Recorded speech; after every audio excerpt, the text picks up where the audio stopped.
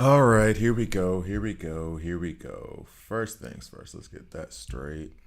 Probably should have done that before I started, right? Second, we're gonna get streamer bot up, although I'm pretty sure anyone who would have watched me is already dipped. Shout out to the my homegirl who has me distracted and won't let me get to the stream. It's all her fault. I'm blaming her. Anyway, why does this happen every time? I even waited this time. I ate a quick little snack. I waited a second because I didn't want to choke up on the stream, and now I'm talking, and it's doing it again. I even waited like 20 minutes. All right, whatever, dog.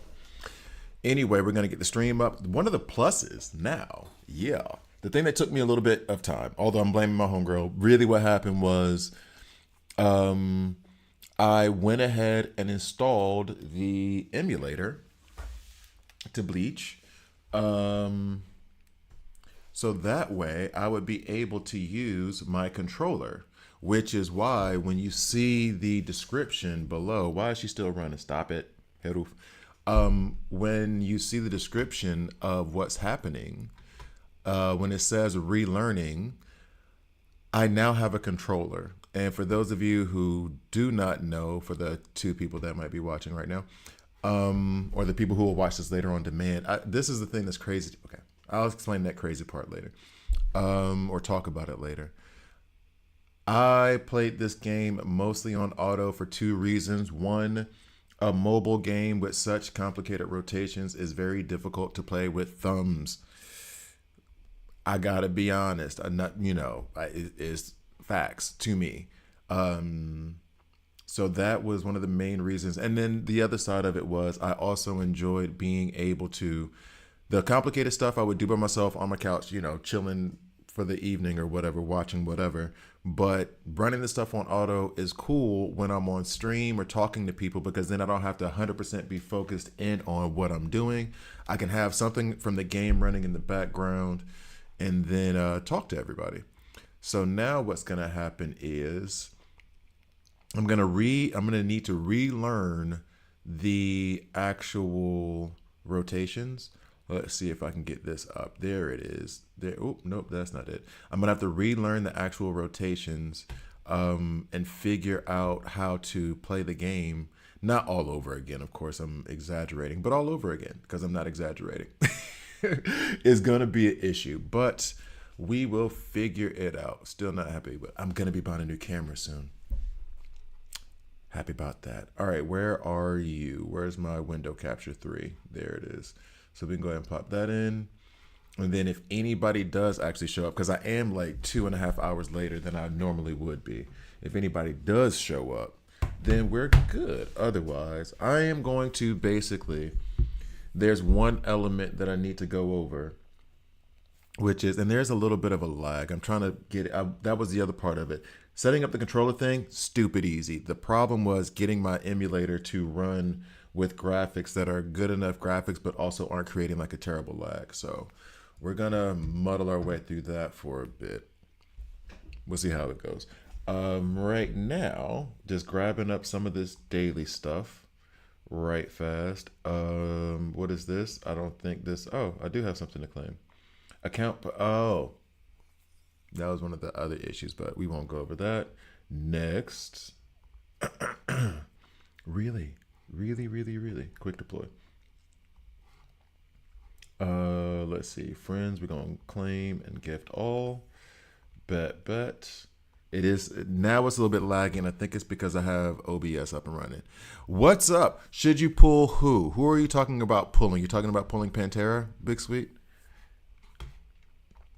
Because if you're asking about pulling Pantera, to me, given the entire thing, I would say yes.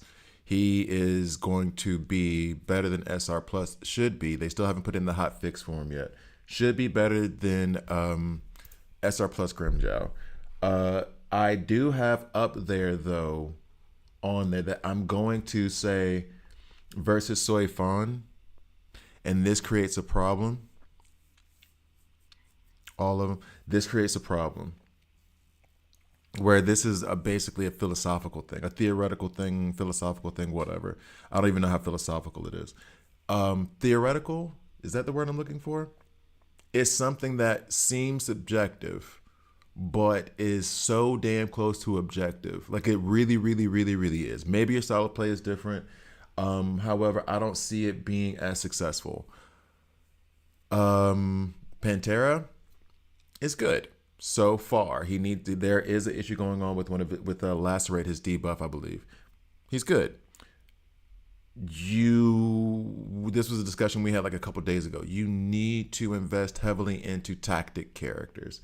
The best characters in the game, if you ask me, and I still have to, and this is me not knowing their rotations properly. The best characters in the game, if you ask me, are Aizen, Nell, Soi Fon. Byakuya was that when they first came out.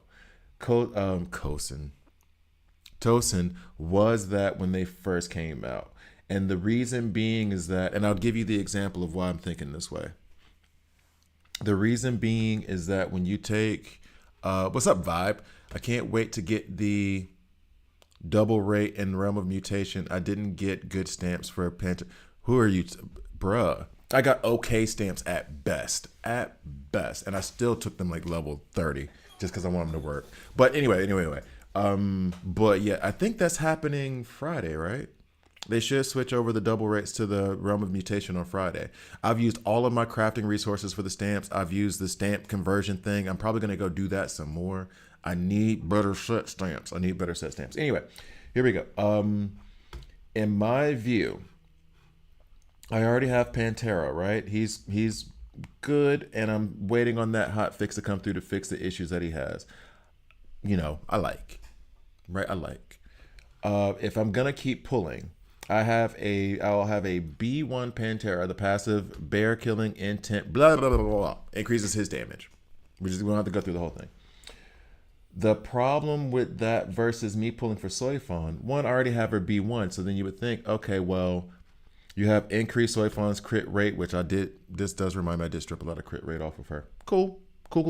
Reduces the cooldown of the ultimate. Okay, fine. When you get to the B2, increases all skill mastery by 40%. She then lends this to, if I'm not mistaken, increases all skill damage by a certain percentage, including damage dealt by basic, special attack techniques, battlefield skills, ultimates, and counters. So everything that she's going to do is amplified by putting her at B2, which means that she's going to make the team overall better as opposed to just herself, which is what a B1 Pantera would do, which is why I'm leaning towards, and in fact, let me check what B2 Pantera does as well, because I think with the damage dealers, as I've seen them, there's, I don't want to say selfish, but like their kits focus mostly on them.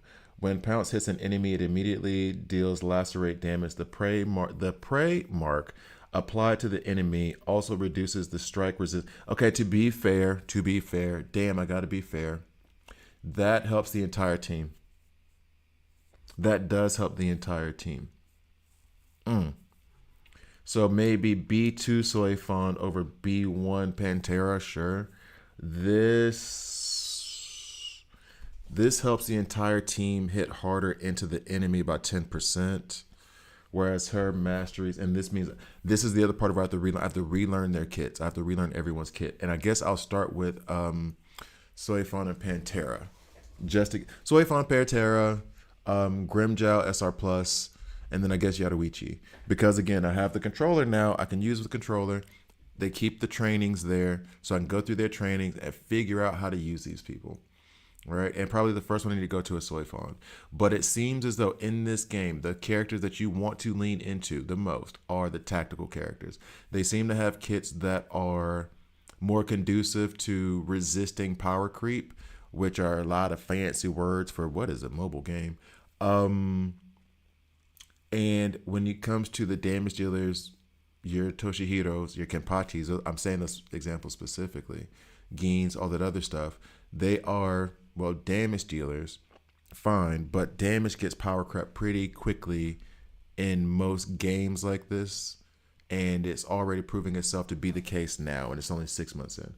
Because Toshihiro's already power crept. You don't need him the way you need Aizen in this game right now.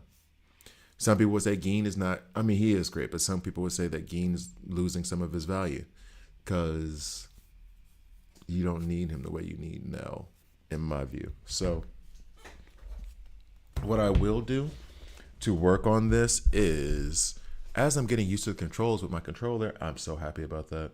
I'm about to hook this bad boy up to my TV, and we are going to be playing Bleach on my TV. We're going to go to training.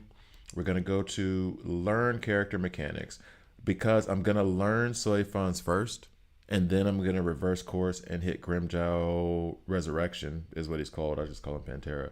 Then Grimmjow, and then Yadoichi. So I learned the strike team. I do know that the strike team is the more difficult rotation to learn as opposed to the thrust. So I'm going to start off with them and get frustrated, then move over to thrust. You like the slash characters? You have to be the first one to have said that. Do you mean the characters as in the characters, or the characters as in like the characters to play in the game? Because if you ask me who my favorite character is Kenpachi. But is he one of the more powerful characters in the game? And part of that is his team. You know what I'm saying? But like, Kenpachi isn't a top 5 character in the game right now. I'm trying to think if I would put him in the top 10. Top 5 would go to those I named: Aizen, Nell, Soi Fon. I mean, Gin isn't next, but he's over Kenpachi, who is my favorite character in the whole damn series. Pantera will be there. Kitsuke is obviously over Kenpachi. Is Kenpachi not a top 10 character? They did Kenpachi dirty in this game, though. I gotta be honest. They did Kenpachi dirty. Mayuri is over him. Okay, let's not get ridiculous with that. I would take Aizen, Gin, Nell. Aizen, Gin, Nell. That's 3. Mayuri.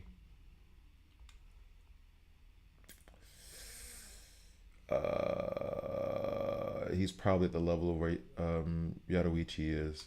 I would take Toshihiro, Kitsuke, and then these two remain to be seen. But I'm giving Kenpachi like 7 or 8 in the game. Damn, that sucks. Oh, they did my boy Kenpachi so wrong in this game. Oh wow. That is so bad. Ain't but like 12 of the damn SRs in it. That's really bad. And I was even tempted to rank an SR plus over him. That is really bad. They did Kenpachi so wrong. Anyway, you like both. What do you mean? Both. I'm guessing you mean like Ichigo and Kenpachi as opposed to like Kitsuke and Kenpachi and Byakuya. I think those are the only 4 slash that are relevant right now. All right, so let's see. Let's make sure, because I just saw a little bit of lag there. Let's make sure this is okay. If not, I'm going to change up the settings.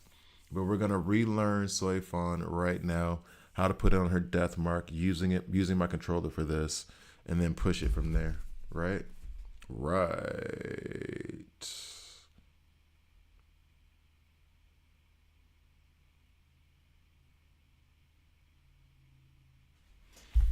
Okay, so let's see. When Soi Fon's spiritual pressure is full, the 5th hit of her basic becomes a special attack, dealing damage and applying Homonka, releasing a battlefield skill at full energy. Deals damage and inflicts Homonka reapplication. Inflicting Homonka on an enemy already marked by it will trigger an instance of sting and consume the Homonka. I have such a Homonka. I feel like I'm saying that wrong so many times. Homonka. All right, so release a battlefield skill to inflict Homonka on its enemies. Okay, cool. All right, now I got to remember. There we go. So it's R1. L1, my bad. L1 puts that down. Okay. Then I will release. So circle hits that counter. Release the 1, 2, 3, 4, 5. So once I've applied that to them, Hitting them 5 times with the basic will then unleash it. And then I switch in Yaruichi will automatically release their counter. Then I bring in Yaruichi and she releases her counter. Okay. All right. All right. All right. All right. All right. Next, Soi Fon can gain Death Mark through basic attacks, special attacks, techniques, and counters when any squad triggers a perfect dodge. When any squad member triggers a perfect dodge, switch Soi Fon and tap basic repeatedly to unleash 2 special attacks. Okay. Soi Fon's battlefield skill utilizes 2 energy types, Death Mark and Battlefield Energy, to trigger either combo attacks or twin strike execution when a teammate's attack hits. The battlefield skill energy is not full. Soi Fon consumes the Death Mark to trigger a combo attack and gain battlefield skill energy. When battlefield skill energy is at full, release a battlefield skill damage and inflicts Hamonka. I still feel like I'm saying that word wrong. All right, so trigger a perfect dodge.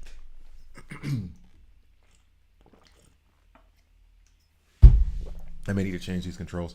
Dodge.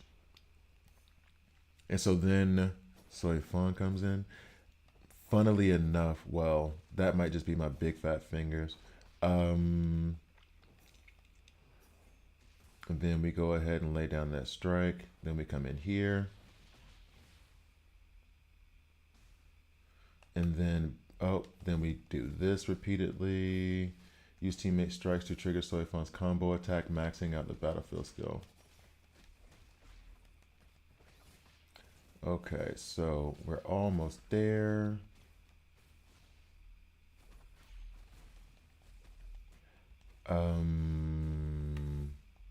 Still not there yet.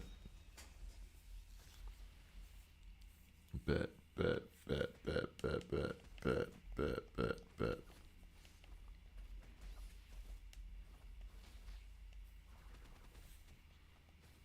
Okay.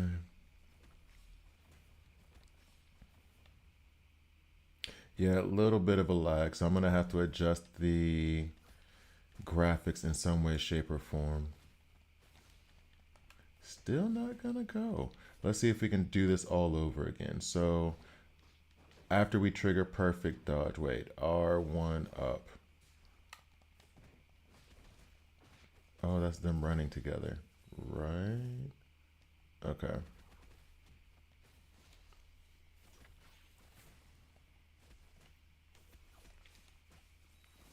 So if we trigger perfect dodge, oh, that was the wrong button. That was counter. All right.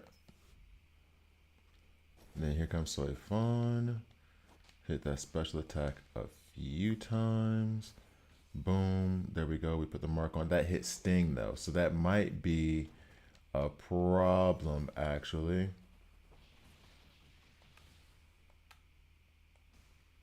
See, I was trying to trigger her. Oof. Don't know if I did this right.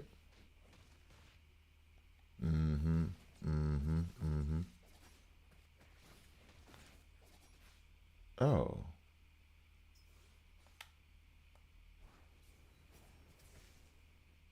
I feel like I need to do that again. There we go.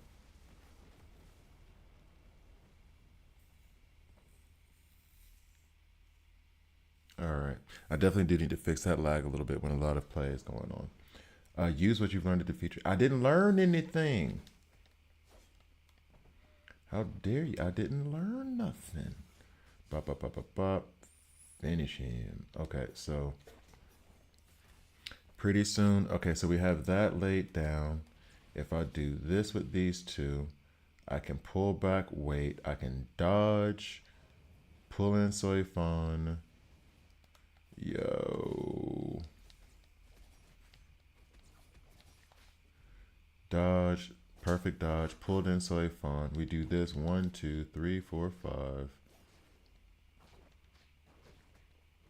We apply the mark, bet. Then we pull in Yaruichi.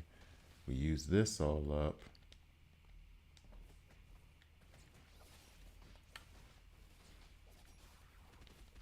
Okay.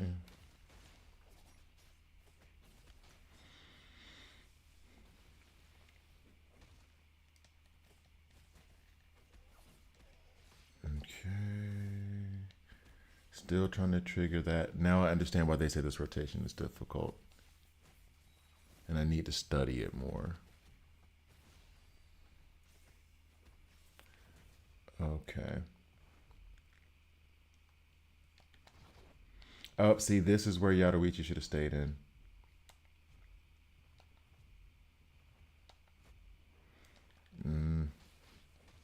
Okay.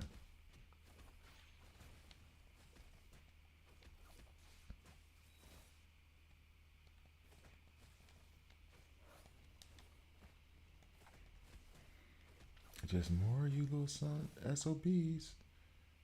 Okay. Can we stay focused here? Where you at?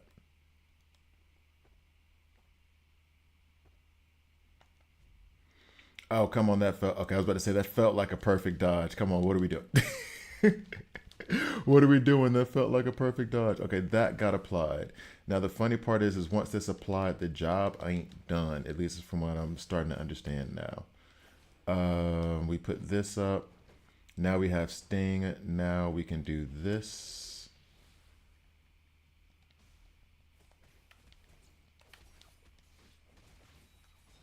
I'm still trying to get that ultimate release to happen. Apparently I'm doing this very wrong. Oh, there we go. That laid down a mark. Sting, and then that finished him. I'm not so sure.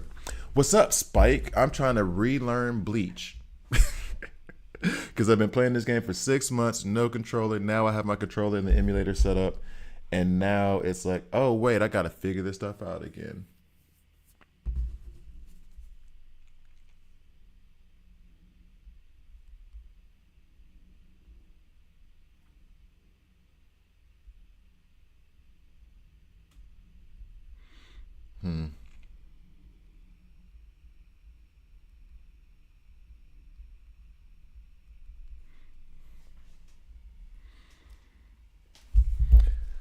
All right. I feel like I need to do the Soi Fon one again, but we're gonna move to Pantera next. Um, Speaking of, so Spike, do you have Pantera? Have you already pulled them? I do. I think I do need to fix these settings real fast on the display. Well, anyway, I'm not gonna be streaming that long in the first place because I'm already like 2 hours late. So we'll see. We'll rock with it for now and give myself some hurt eyes from trying to check this out as I try to evaluate what to do next. All right, so Pantera.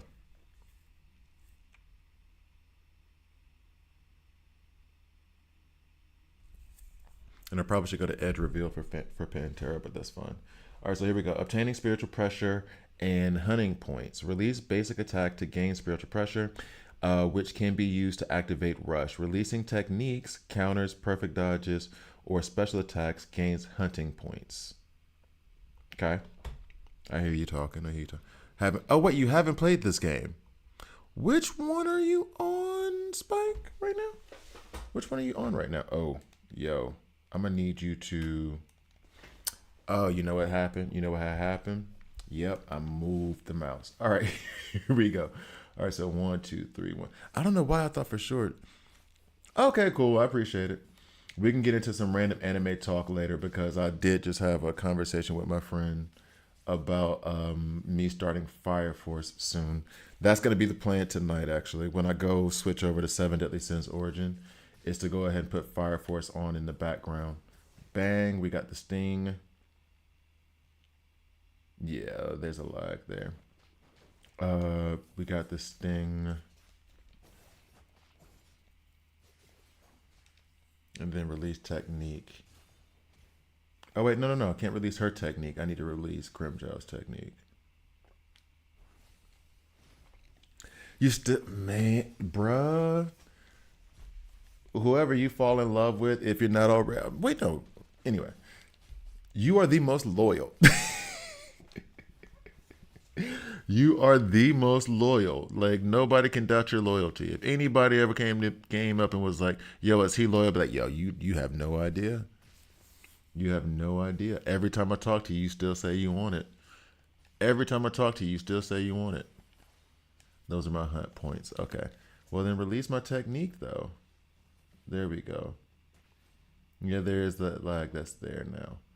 Hey, wait a second.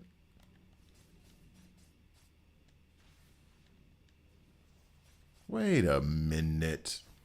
Wait a minute. See, like, these are supposed to be the hunt points, right? No, that's terror, swiftness. Hold up. Well, we can get Soi Fon in there for no good reason. Why not?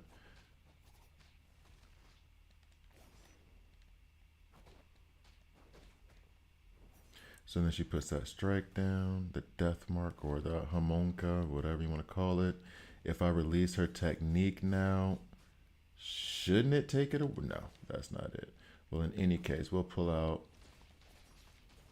yeah, him. The sting came through. We'll trigger his ultimate, which I'm pretty sure I should not be doing. Which I'm pretty sure I should be using the ultimate for the hunt points. Or sorry, getting the technique up so I can use the hunt points. Let's go ahead and get her back in here. Check, check. 5, and then the sting should come through, right? Exactly. Then we can put him back in. He gets that quick 3-4 times. Yeah, it's weird. I really don't care for gotcha, but I like the idea of casual RPGs. I grew up on. Yeah, that was one of the appeals to me for DC Worlds Collide. The problem is that they just, well, I've said the problem 100 times. I said the problem 100 times. I don't want to like keep rehashing it, but you know what my issues are with it. It was like the perfect game for me, especially as like a secondary one, and they fucked it up. So, in my view at least. But what do I know? What do I know? I'm over here struggling through Bleach Soul Resonance rotations. So what do I really know? It's really funny that they give you my Yuri on this team while you're running with Pantera. That's funny to me. All right, so release a technique to gain hunt points. Let's go ahead and put you back in.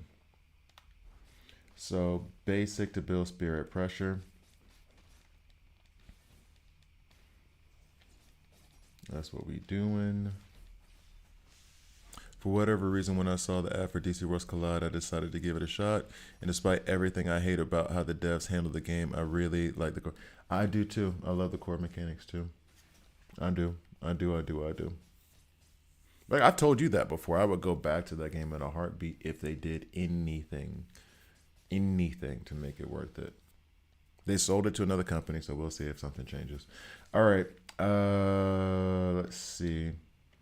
I'm kind of at a loss here because I'm trying to. Oh, there we go now.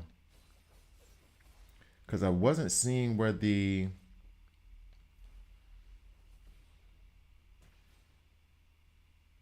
All right, so lacerate landed. So is this what people were complaining about? Because right now, it feels like. Okay, got it. It was one of those I have to hit it repeatedly, not just once. I need to change this up so that it's going to be a little bit smoother.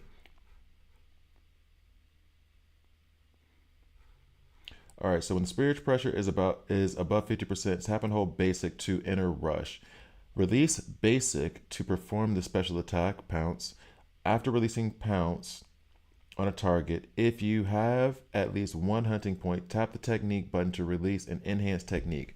If you still have at least 2 hunting points, tap the technique again to release an even stronger follow-up skill.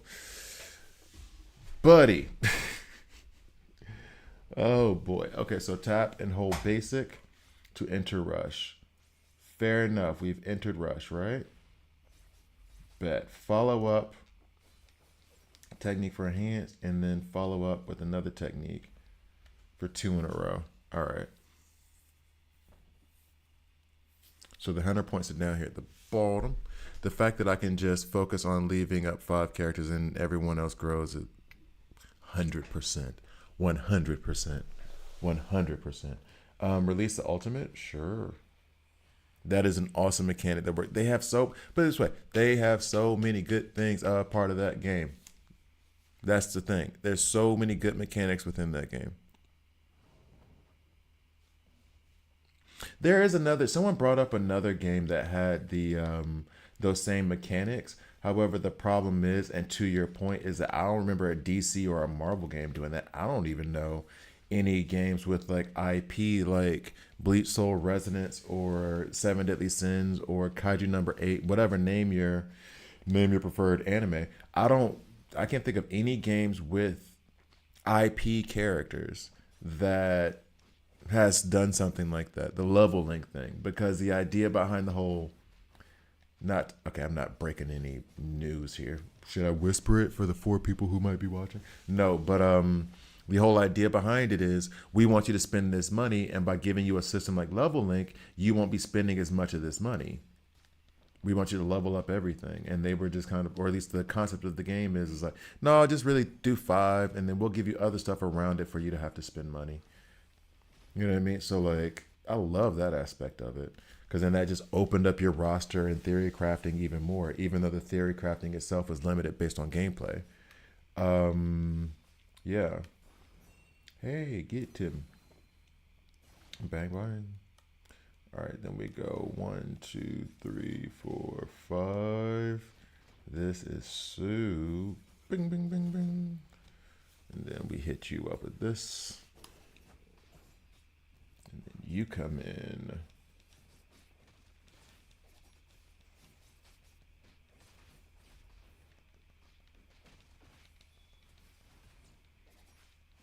Okay.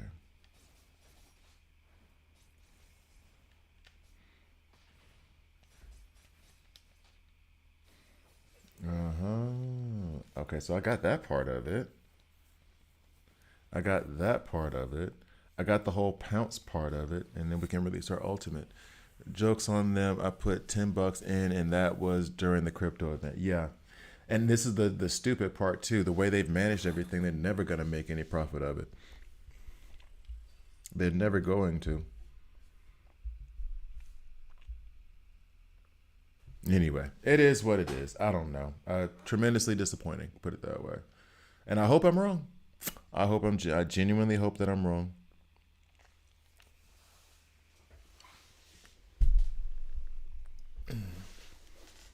Yep, Pantera Grimjow. This was the debate that I'm having. One, and it's hard for me. I've been waiting to do a video, and it's because of the bug that's with Pantera right now.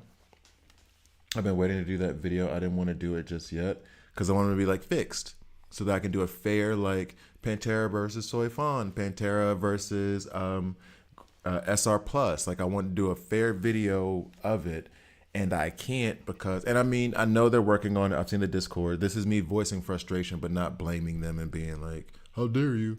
It's me just being like, "Damn guys, come on, really?" And I know they're trying, but I'm waiting to do my Pantera videos because I want to be able to play him like right. You know what I mean? Like it's not fair to evaluate him next to Grimjow SR Plus if his kit doesn't even work properly. I can't do a comparison of him versus Soi Fon if his kit doesn't work properly. So I'm waiting on that. I thought it would come on Monday. That might have been wishful thinking or something I just misinterpreted. There was the announcement on Monday, right? We're on Wednesday now. Damn, what happened to these last 2 days? But there was that announcement on Monday. And I haven't heard word once since about an update. There was like a package we had to install, but I haven't heard anything on the Discord about like I haven't heard anything on their Discord about like a fix that's been implemented. And in fact, I'm looking at my phone now. I'm gonna check the Discord, the Bleach Discord, to see like maybe I just didn't get a notification and missed the announcement. But the last announcement I have is from 8 a.m. Swiss time on Monday, which is just that we are still actively investigating the reported damage issues related to Grimjow. At the current stage, we have not identified any confirmed bugs. However, the devs are continuing to review the situation carefully. If there are any updates or findings, we shall share them with the community as soon as possible.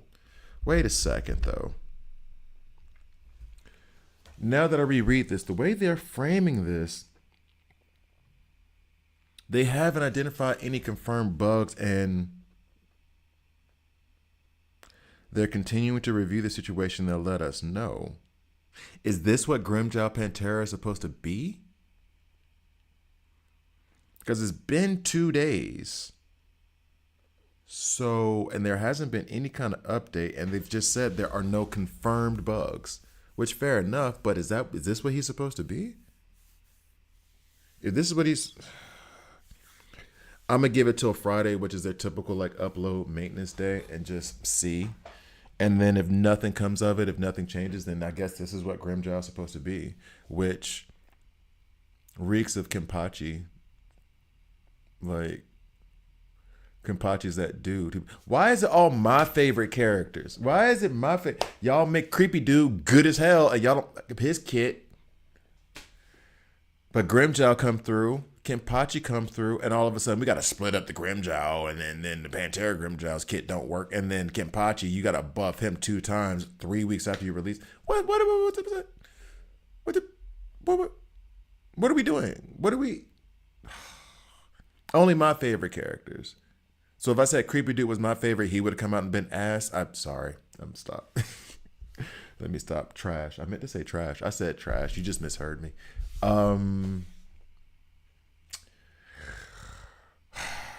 But yeah, no announcement since then. So if they say nothing by Friday, I mean, if nothing, they've proven themselves to be like communicative. So if something has changed, I mean, I figured they would know it by now, right? Like I said, I'll give them to the Friday, but I mean, this is a Chinese-based developer, so they're already done for the day. They're already packed up their bags for Wednesday, and they're headed home to the house to get, eat dinner and put their kids to sleep. So 3 days in, and they don't have any like news of this is a confirmed bug and we're fixing it. Is this what's supposed to be Grim? Is this supposed to be Pantera? Okay. Applying and detonating destruction marks. Releasing a technique or a counter. What? Okay, see, I need to move this too, because now every time I look this way, it feels like there's a notification that pops up. That's just wishful thinking. Releasing a technique or counter applies 1 or 2 stacks of destruction mark on the target, respectively. Okay. While using an ultimate, applies 5 stacks of destruction mark to an enemy. While not in the ultimate state, locking onto and attacking an enemy with destruction mark allows the final hit of the basic attack to be released directly and detonated. In addition, we'll just do this. Special attacks and basic attacks during ultimate can also detonate destruction mark and grant 1 point of spiritual pressure reserve. So, releasing a technique or a counter, you give a destruction mark to the character while using ultimate, applies 5 stacks of destruction mark. While not in ultimate state, locking onto an enemy and attacking them with destruction mark, the final hit of the basic to be released directly detonates it. In addition, special attacks and basic attacks during ultimate can also detonate destruction mark and grant 1 point of spiritual pressure. So basically, I want to do, you're not going to let me do this with my controller, are you? Basically, what I want to do is I want to use my technique, I want to use my counter to go ahead and get destruction mark out there. Ultimate does it 5 times, while counter and technique do it 2 to 1, I guess, respectively. And then, to use our own wording, and then when I'm out of ultimate, I can use the final hit of my basic. Hold up. Well, not in the ultimate, locking on the target, yeah, of course, and attacking an enemy with destruction mark allows the final hit of the basic to be released directly and detonate it in addition. What's up, number 1? You have a few questions, go for it. I decided to pull a few dupes of Soi Fon instead, since I am fully committed to using SR Grimmjow.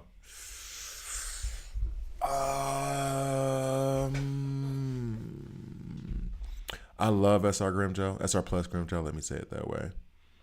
I can't necessarily poo-poo what you're saying.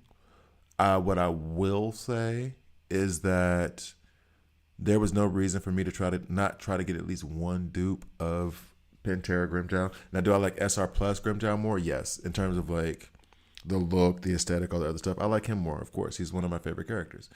Um, and then, do I hate your idea of like trying to get dupes of Soi Fon? No, I'm literally about to do that now. That's why I have on the screen like Soi Fon over Pantera, because he's a tactile character, and they're beasts.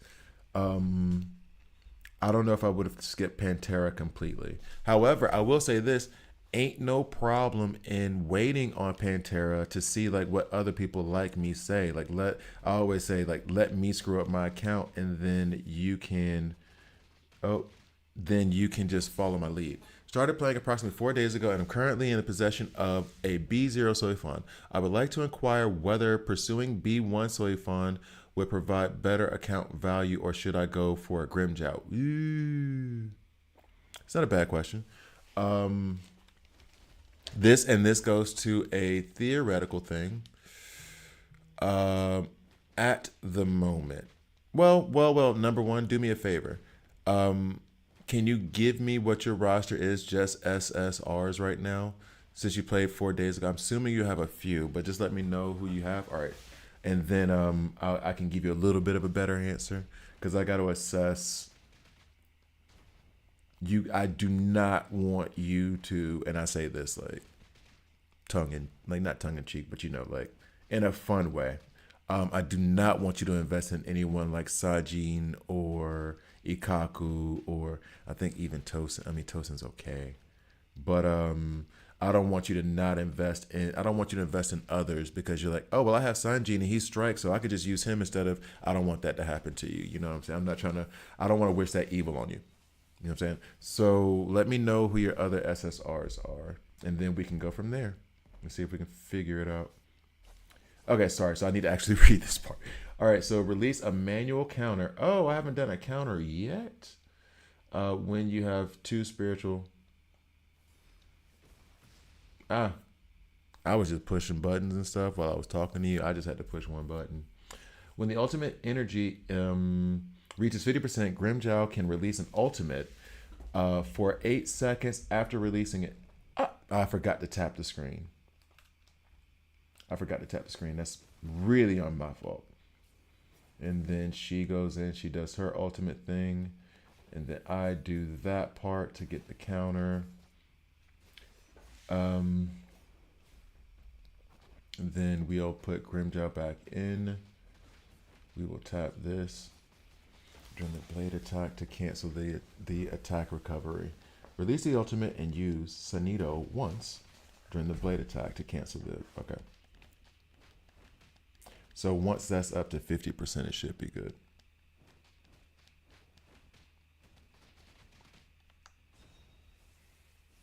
Blood. Blood, blood, blood, blood, blood. One blood. Yo.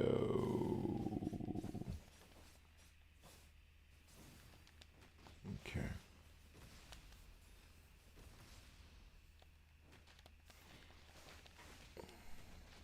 Okay, you have Keatsuke. Okay, cool. Keatsuke is amazing. Ichigo, I would have not. Currently running Grimjow, Soi Fon, and Keatsuke. Okay, so that's not bad. Keatsuke is the only original, I guess six, we'll call them original six characters that I would recommend ever investing in. I think he's my second strongest character, and I do not regret that at all. So then your roster in terms of SSRs is still really shallow. However, because you just started playing, you're gonna have a gang of Jade coming through. I would argue, and I wish I had some other Bleach players with me. I would argue that I'm really not paying attention to this training. I would argue that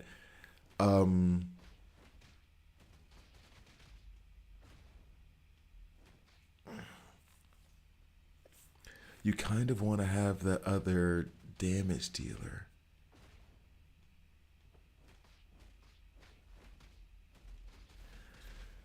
Just for diversification purposes and strike tower. You're currently 60 out of 80 on pity. However, it is no joke, it's no lie that I'm completely off that now. Sorry, I'm gonna talk to you. Um, However, it's completely the thing I was going to argue when I came in here was that you should always pick a tactical character over a DPS or support character. I think DPS is like third, and I think that's a gaming philosophy, but I think that applies here heavy now, given what we've seen. Soi Fon, like I was just saying, Soi Fon, Aizen, and Nell are like the best three characters in the game. You could put Kitsuke in there for like rounding out a Mount Rushmore. Um, I'm really screwing this up. However, just skipping Pantera altogether seems a bit wild to me, especially given that you've just started the game. Okay, so here's how I would put it. Here's how I would put it. Because you're just starting, and again, I'll say this too. I wish other people were here. Don't just take my word for it. Get like a consensus. Get what other people are saying. Like I'm not the end all be all or whatever. But thank you for asking. I would not skip because right now it's about diversifying your roster. In my view, I want to have a balanced roster so I can have different things coming in and out. So if you only have like Ichigo as your damage dealer, who is not a good damage dealer, he is not a good damage dealer, then you're going to be limited in what you can do, especially since he's Slash. Like the Slash team is so down right now. It would make sense to me. You have a B0 Soi Fon. Cool. Grab yourself a B0 Pantera, then go right back over to pulling for Soi Fon. That would be my advice because you do need to diversify your damage a bit. Now you should get, I don't know if you spend or not, in the battle pass for this month they do have an SR plus Grimjow. Don't get those two confused. Pantera Grimjow, SR plus, two different things. And that's who I'm working on right now. Yeah, it's a little bit too clear to me that you're gonna need to diversify your roster a little bit. Pantera seems like he's gonna be okay, upwards of like from okay to good. Yeah, White's coming. He's Slash tactic. Is he coming? Are we sure he's? Are we? No, I mean, nobody can be sure.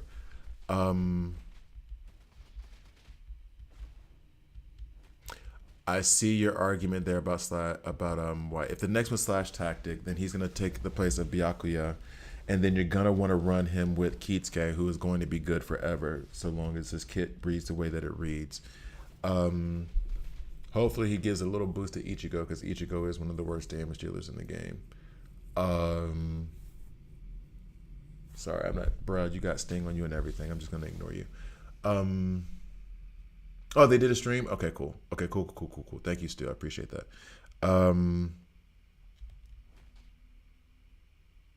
Yeah, in my view, try to get one copy of Pantera, then the rest of your resource. Not the rest. Then you can make a decision. Do you want to stick with like your B0, Soi Fon, or do you want to pull for her more and try to get her up? I'm trying to get her up to B2 is my plan, my goal. But you're starting out and you may, I don't know your play style, you may want to hoard your resources and wait for the next one, right? I believe White Ichigo is coming. Yeah, okay, so I would be able to complete the Slash team by then. I'm just worried I may not have enough Jade to pull for him. No. Okay, in terms of Jade stuff, especially in the beginning, 4 days deep, you're good. Ichigo White is not coming for another 2.5 weeks. Your new people would want to have your quote unquote problem in the terms of like you're gonna have plenty of resources for Jade, like plenty. So in the in between times, hold up. Hold on one second, because I could even record some of this stuff. And why not? I'm not the end all be all, but I can give some tips. Let me see where the tips go, where the tips take me.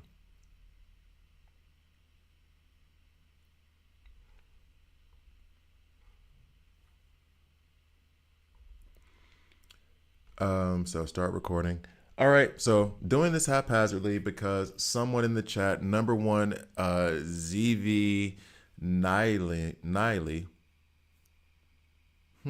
sorry if I said that wrong, is asking me some tips about the game. So basically, what I'm going to do is try to record this. This may never see the light of day, and just give a few quick tips. His main issue right now, or the main thing he was worried about, was Jade. From a perspective of a beginner, I'm not saying blow all your Jade all over the place, but I will say this: you're gonna have plenty of resources to get to Jade. And I'm doing this haphazardly, which means this may have a lot of cuts in it or whatever, so I apologize ahead of time. When it comes down to like quick tips, much appreciated, sir. I'm glad you like my voice. So when it comes down to like farming for Jade, and when I say farming, I mean in the very, very beginning, you're gonna go through the main story. You're gonna get a lot of Jade out of here just by like completing it. There are some scenes even in it, which I think they might have removed since I've played it, so forgive me if I'm a little bit off on that. There are some scenes in here where you even just click and they show you some like comic book style text, and then you get Jade off of it. So there's that. You're gonna get a ton of Jade here. Eventually, you're gonna work your team up to be able to do hard and extreme, but you're gonna get a ton of Jade doing normal.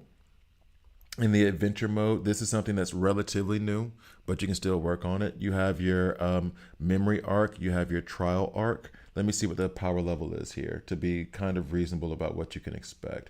Level 100. Do not expect to be able to complete the trial arc, because not only is it level 100, it's going to be specific. Okay. So just a haphazard letting you know, don't worry about it if you can't complete that yet. That's more mid game for you. Right now, level 41, you should be able to get through a good amount of this. A good amount. Level 48, you should be able to get through a good amount of this within the first. He's only been playing for 4. He or she, I don't know. I don't know. Or they. All are welcome. But number one hasn't been able to get, let's see, you should be able to get through this relatively easy, right? You should be able to get through this relatively easy. For your 4 days in, let's see, the main thing that's being worried about is Ichigo White. He comes into the game in 2.5 weeks, and this all stemmed from, should you pull for, and this should be the beginning of the video, so here's where the cut comes in. This all stems from a very, very simplistic question that I was actually going to try to address today anyway, and now I'm like, let's go ahead and make a video about it. The basic question was, number one has pulled Soi Fon, right? Already B0. Now number one is saying, I don't know if I should pull for Pantera or skip Pantera, because I'm very much engaged wanting to pull Ichigo White. And the question is will I have enough Jade to do that? Should I try to pull for Soi Fon B1, Soi Fon to B2? Should I skip Pantera altogether? Now, in the very beginning of the game, my philosophy, and I will say this, I'm not the end all be all. Check other content creators or other people who are way smarter than me. Hopefully what I'm saying makes sense. In the beginning of the game, I usually go for balance and diversity, and then I'll try to like specialize things. Is that always going to be the best way to push forward in the game? Not necessarily. However, at the same time, you'll get to areas where you're like, I've over-invested in, I'm going to pick Aizen. Aizen is a terrible example, but like a B0, B1 Aizen is probably is okay. I've heavily invested in Aizen. He's about level 100. He's the only one. Okay, cool. Now, what do you do when it comes against content where you can't use Spirit, or where Spirit is going to be handicapped? Now you're having to scramble and figure out other characters and other ways to balance out your roster so you can continue moving forward in the game, right? So for me, typically, and I was saying this about my other game, Seven Deadly Sins, before, is I pick a core few characters, ones that can mix up a little bit, and then I'll push forward with them and try to level them all up at the same time. In Bleach, you get SSRs relatively quickly. SRs are not necessarily bad, but they're also not necessarily great to invest in early on. I know you will want to do that so you can do things like Trial Tower to get the resources from there, and I get it. I would just say approach with caution. It is okay to not okay. It's a good idea to invest in most SSRs, and I'll go down that list right now. It's a good idea to invest in most SSRs, and it is approach with caution with SRs. So to get that part of it started, moving away from the adventure things, I will say the characters that I would say are okay to invest in, I'm not necessarily going to rank them. Some of this is like, well, no, I'll be unbiased, but I will say this: invest in the characters you like. It's a game of fun, right? So enjoy yourself, have a good time. So, to me, best character in the game is Aizen. One. Also, two. When it comes to categories of characters, let me back this up just a little bit. You have tactic, you have support. Let me go to the thrash team, the thrust team. Sorry, the thrash team. You have support, you have full assault, that's your damage dealer, and then you have tactic. If you notice one thing about my roster, with the exception of Kitsuke, who is support, every tactical character is higher ranked. That is because the tactical characters have an, I won't say unbalanced, but there's a very heavy weight towards how valuable the tactical characters are. They have battlefield skills. They have different things in their kit typically that boost your entire team a lot. So the reason why I was going to say beforehand when I was starting this video of like why you should pursue Soi Fon over Pantera was largely based on this. Tactical characters are just way more valuable in this game than damage dealers. It's harder for them to be power crept, even the support, honestly. It's harder for them to be power crept. Damage gets power crept in this game every like month and a half to 3 months. Don't quote me on that, but there was a time when Toshihiro was the best damage dealer in the game.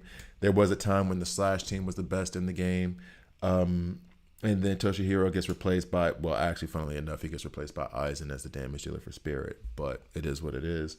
But then the next best damage dealer in the game was Gin. Now you're looking at the best damage dealer in the game. It's definitely not Kenpachi. I'm sorry. It may end up being Pantera. Gin, in terms of full assault, is probably still the best damage dealer in the game. Let's be facts on that. So, yeah, you build around, and I'm also responding to number one, asking these questions.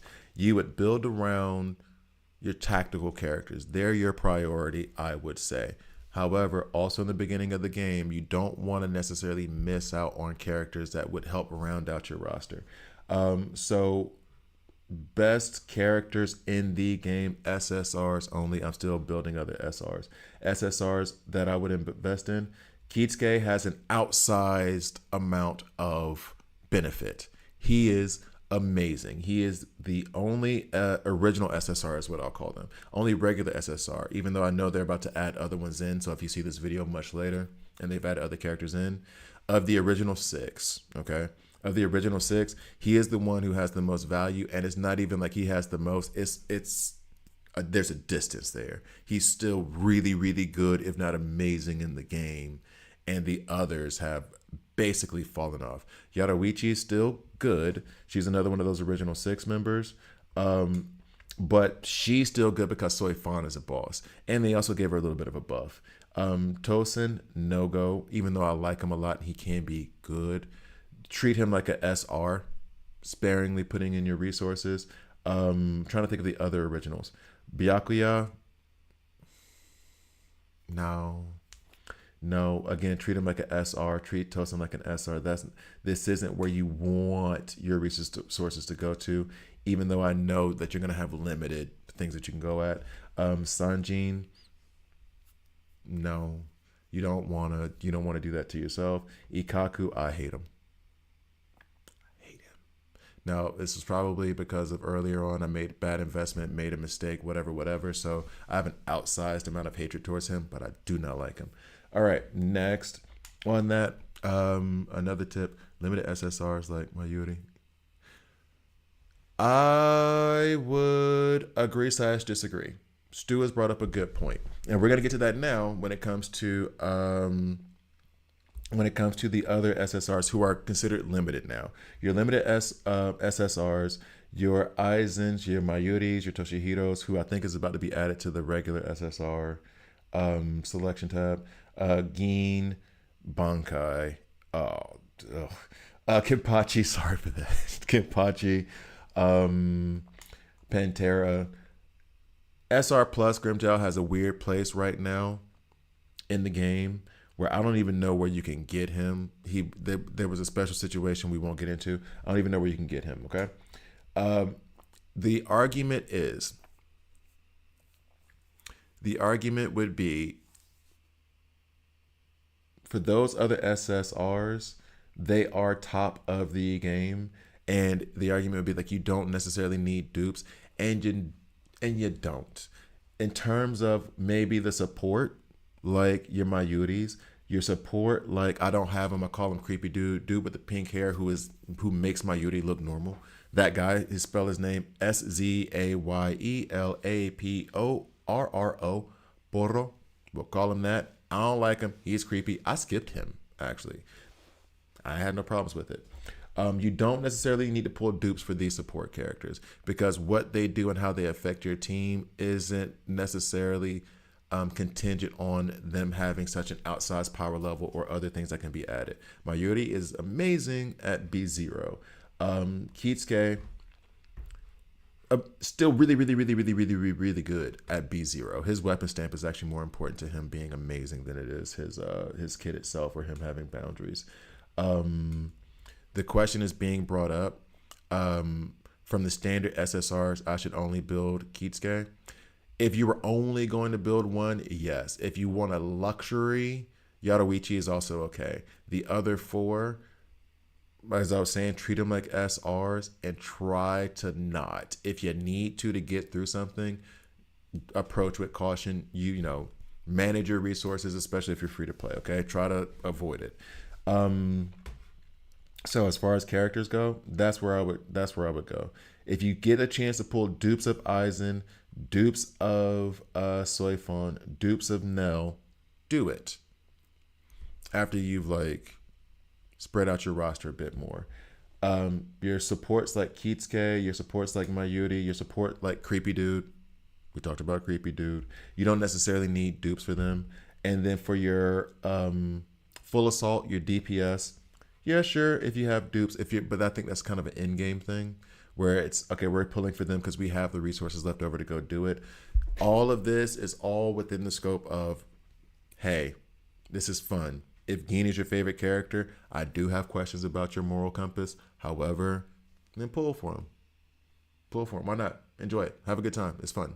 But let me see. If you don't have thrust tactic, Tosin is very good. So to that point, I will say this: you're not wrong. If you don't have Nell, Tosin is a very good SSR.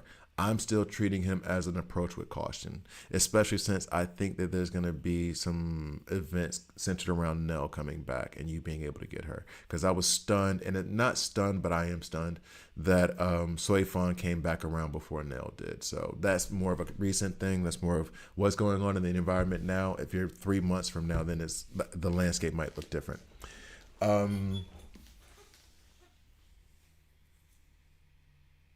Okay, so then just for clarification, because number one is asking, tactics are most important. Yes, tactics are most important.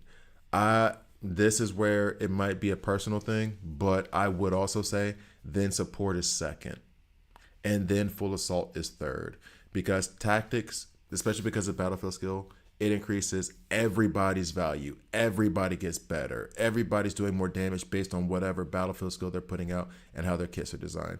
Support, a lot of what they provide isn't, and it goes to what Stu said, isn't dependent on the kit, isn't dependent on the power level, isn't dependent on, is dependent on the build and how you build them, but isn't dependent on those things. So isn't dependent on the, sorry, someone just made me laugh. Isn't dependent necessarily on those things. With damage dealers, it is dependent on the right stamps, the right number of core stamps. There's a lot that goes into them, and then they get power crept faster, because what they figured out in a lot of these games is that people like seeing those high numbers. People like wiping out enemies, and a lot of times the first thing you do is go at the damage character.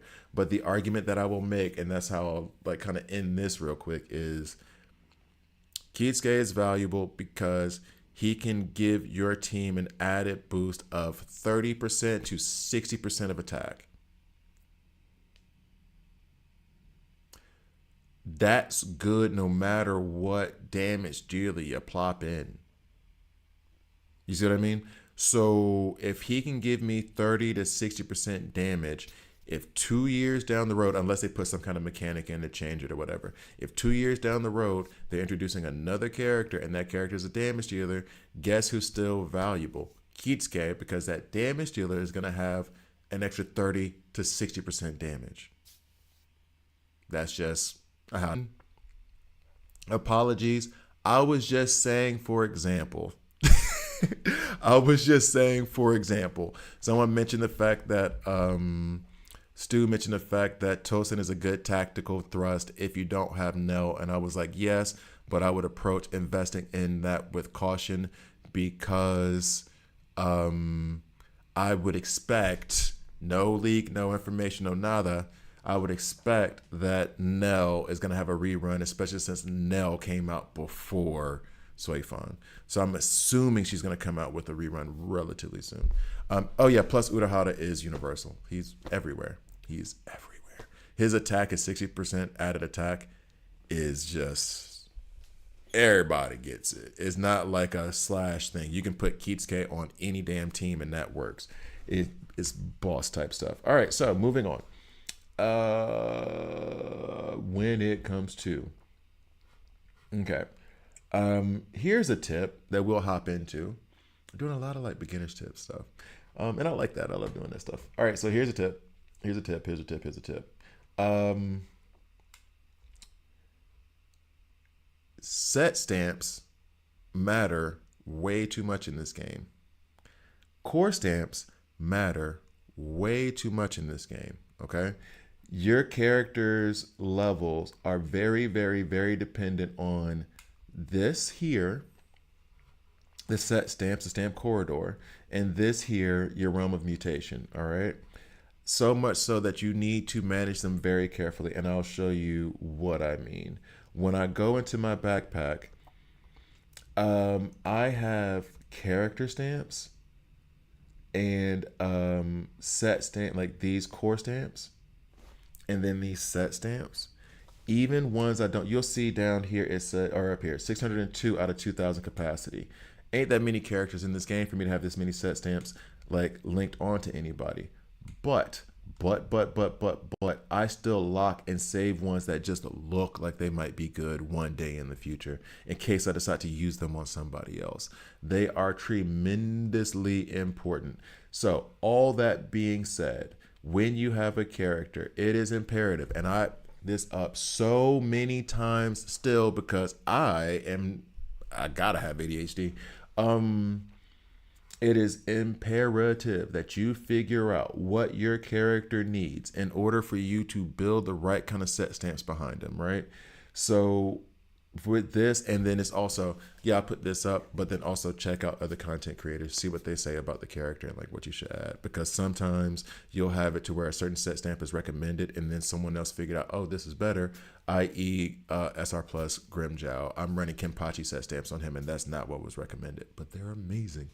Anyway, crit rate, crit damage, and attack.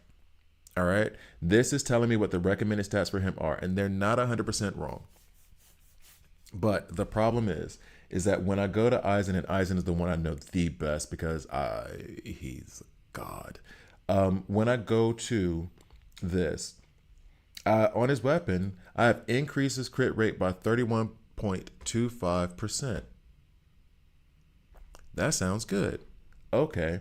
And so let's say, I don't think it is, but let's say his base crit rate is like 15 or something. I'm already sitting there looking at 45% crit damage, okay? When I go to, let's see, his core stamp, right? Upon releasing, I'm going to get extra spirit damage up to 10%. Counterattacks grants 50% crit damage bonus. Oh, crit damage. That might be important when it comes to the crit rate, right? So then when I go in here to build up my set stamps, oh, there's one more thing I need to look at. The bonds. And this bond might even be the incorrect, but increases, oh, no, this is the right one. Increases all damage by 10% during battle. When equipped by a tactical character, increases an extra 25% battlefield skill damage. You're reading all of these stats, and it can get in depth, and it can get bothersome. There's another specific skill that I was looking for that I don't want to like go too deep into right now. That oh, this is the last one. This is the one that is the other thing that goes to the math of it. Upon releasing a battlefield skill, the current crit rate is multiplied by 2. Any excess crit rate converts into crit damage for the character at a 1-to-1 ratio. All right, so what does that all tell me? In the very beginning, it recommended that he have crit rate. Okay, cool. I'm gonna have my crit rate at 100%. Let's say the goal is when I go into these building things, the goal is 100% just seems unrealistic to me, right? So I would start off saying like I want to get 60, 50 or 60, meaning that theoretically every other hit is going to be a critical shot. All right, cool. That's great to know. However, what I've already figured out from what I've already seen from reading the weapon stamp that's giving me 31.25% crit rate, his base crit rate being 15, let's say 10, easy math. So then it's 41%. Let's say it's 10.75. So then it's 42%, right? So then technically, when I'm coming over here to build the set stamps, all I need is 8% crit rate. So then putting I think this piece is a crit rate piece. Putting a 32% crit rate piece, that's a bad idea. Oh, but why? You said you were at 42%. Yeah, but if my battlefield skill is released, which Eisen releases battlefield skill all the time, I'm going to have my crit rate already doubled at that point. Okay, so then that means that if I want to have a 100% crit rate, which is even higher than what I wanted it to be, all I really need is to have 8%, and I can get that from an advanced stat. So then that means I can focus on putting crit damage on the rest of everything. So that way, when I come back to his stats, I have built up 35% crit rate, which is already still too high. I'm getting 31% from the set stamp. I'm already at 60, so I'm already like over. I'm already over what I need. So I see that from what I read in this kit, which he's B6. This is a very elevated Eisen, okay? So just bear that in mind. I'm going to have 120% crit rate. That's going to get converted. That 20% is going to get converted to crit damage. And then I could put a price more than this based on other things that are in this kit. I'm just giving you like the overview, that's the overview. I'm adding 20% crit damage here based off of what happens within this kit. So the recommendations that you look at for the recommended stats, it's not just that, hey, this is what I got. Let me go get these set stamps and then let me build up to this amount. A lot of it interacts with like around each other to where you need to say, hey, look, I'm getting some crit rate from over here. I'm getting some crit rate from over there. Okay, cool. And now my crit rate is going to be doubled. Okay, so now then I can dedicate this set stamp here to crit damage, right? It's things like that. I know it sounds like a lot, but it's not. It starts to make sense once you start to like look around. Once you know the right places to look, it starts to make a lot of sense. Another part of his kit, for example, attack.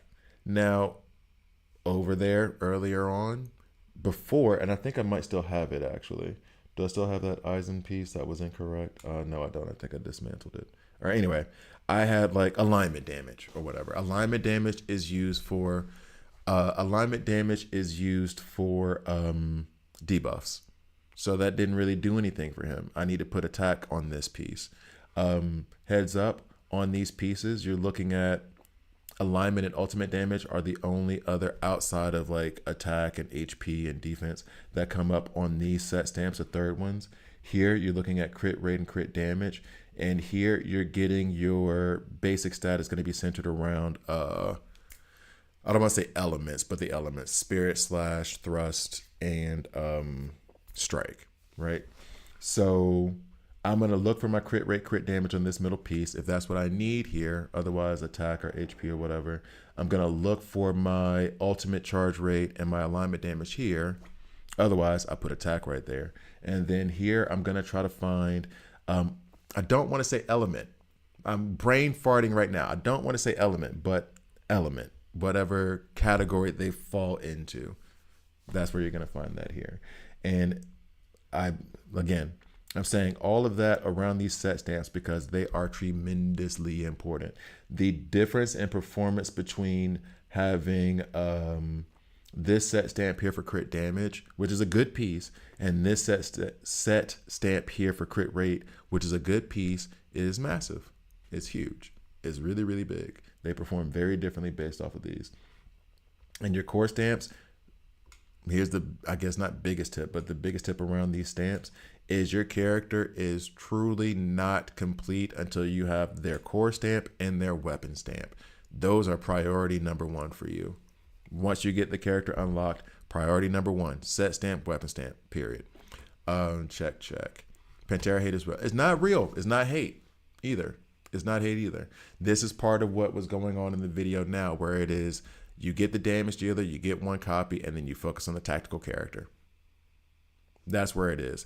Also, they did say that they were investigating the bug, but as I read that notice, I've noticed in the notice that they're saying like they haven't identified any confirmed bug, which, truth be told, if they haven't, and this is what it's supposed to be, then they did Pantera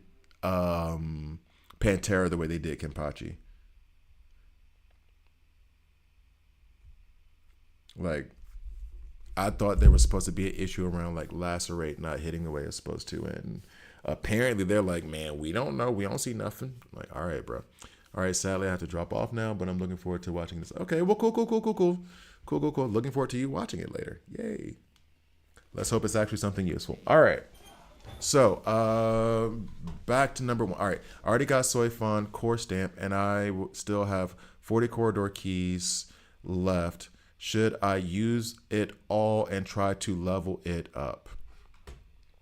Good question. So let's go over here to and this is going to be a difficult question for me to answer. Because, and I probably, will they let me look at the stamp itself? Will they let me look at what it actually does? No, they won't. They won't. Let me go back to the core stamps.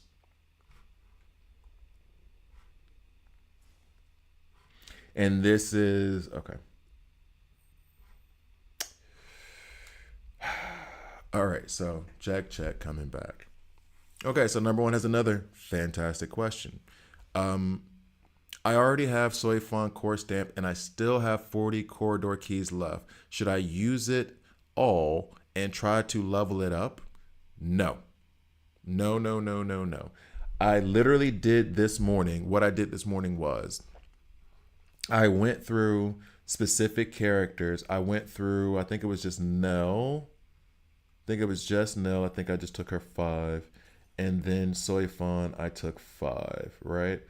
The reason being, and I only needed like 1 for them each. The reason being is that the reason that set stamps and core stamps are so important, and I stress that point so much, is that call it beginner's luck, call it like not knowing, call it whatever you want to call it. You end up having your core stamp. Oh, that was easy. You get, okay, then I'll just get the next one. You'll run into a streak of like not getting the core stamp you need after having pulled 80 keys. And you're like, I've targeted the one I wanted and it says I have an increased chance. Don't look like it. Maybe I have the worst luck in the world today. Same thing with the set stamps. When I said like, hey, figure out what you need first and then go after it to a certain degree. Get something that's a fact. What I try to do with the set stamps is like whatever those three stats are: crit rate, crit damage, and attack. I try to see that I can get them in the advanced stats, and then at the top get the one stat that I need. And then if I get two of those three stats in the advanced stats, it's a good piece. I can level it up. Some people say level 20. I would do it 25, but then again, I do put some money into the game. I can understand holding off and waiting at level 20. When I get all three of those sets, those advanced stats in the advanced stats section and the basic stat I want, immediate level 30. We're trying to preserve our nexus there. We'll get into that in a second. When it comes to the core stamps, this goes right back to it: diversification over stacking. So Soi Fon having a core stamp leveled up is very, very, very, very good. But don't get over eager in having one good character and trying to dump a bunch of resources into it. Chill. You got Ichigo White coming up. Assume that for set stamps and core stamps, especially, the argument, I would make the argument that it's easier to unlock the character than it is to get their core stamp and set stamp in a way that you want it. The core stamp is going to be easier. I'm not saying that's wrong. The set stamps, getting the set stamp set up that you want, that's harder than pulling the character, okay? So don't overdo using your resources, especially since once Ichigo White comes out, for example, you can still target the Soi Fon core stamp. You can still go back to the core stamps and be like, yo, I'm targeting this now. Like I'm targeting right now on my core stamps. I'm targeting Geen right now, which I probably need to remove that. I'm targeting Geen right now because I already have everybody at level 5. I think I even have Pantera at level 4 right now, and I think Geen was at level 3. And I just took him up to level 4 this morning. I took like 5K. I was doing a lot. I was doing extra today. But let's see. I think I have Geen at level 4 right now. Yeah, level 4. So I got him where I wanted him. And then I even have Pantera at level 4. So as much as I say that core stamps are difficult and you'll run into a spell of like not getting what you want, especially once you hit, I'm not in game, maybe mid, like late mid game or whatever, you're going to be able to farm that stuff later and stack up your team, stack up your team, stack up your team. I would worry more about building across. So if you have your core stamp for, I don't even like telling you to pull for Ichigo. I really don't, especially if Ichigo White's coming out. But if you have your core, Kitsuke, you have Kitsuke, go ahead and pull a core stamp for Kitsuke if you don't have it yet, right? Then also when it comes to checking for his weapon stamp, he's the one that you need to select in that whole standard thing that you get to select the weapon stamp for. Do that. Focus on going across. The key and to be fair, like to your point, I'm not saying the corridor keys are hard to come by, but they're not necessarily easy. And that's what makes pulling for these core stamps more difficult, is that it's not like just this readily available resource that you can just like use or recharge by going to one of the adventures and being like, oh, I need to go ahead and do this. Let me go to supplies and go to core stamps and then I can find. No, it doesn't work like that. You're going to have to beat certain content to get it. In the beginning, they're a little bit more rare. Towards the end, they're less and less rare because you need them less and less, to be quite frank. But also you've opened up your roster enough to where you can go to certain areas and get it. For example, I don't know if I'm gonna be able to even cut this into a video. We'll see. I'm just talking right now. I'm going back and forth. I'm all over the place. For example, you come over here to challenge. Not challenge. My apologies. I'm going over to trials and we're going to battle rewind. This is just a task for me now. I just to do both of these 2 times. If it takes 5 minutes, it's because the load screens. You know what I mean? I just do this now and I get 4 every week. This is a task for you now because your roster isn't deep enough, but you're going to get to the point of where this is easy farming and you'll get more there. You're going to get to the point of where, let's see, where am I at? You're going to get to the point of where this farming is going to be easy. And I have to stress this. When it comes down to, we go to the weekly score. Do your frenzy.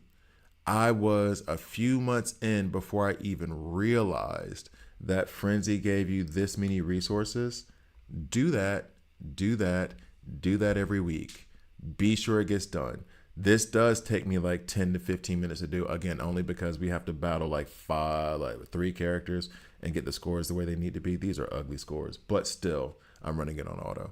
But like, do your frenzy feast, get your jade resource from there every week. Now, you're asking another question centered around the corridor keys. You get your 5 for the week.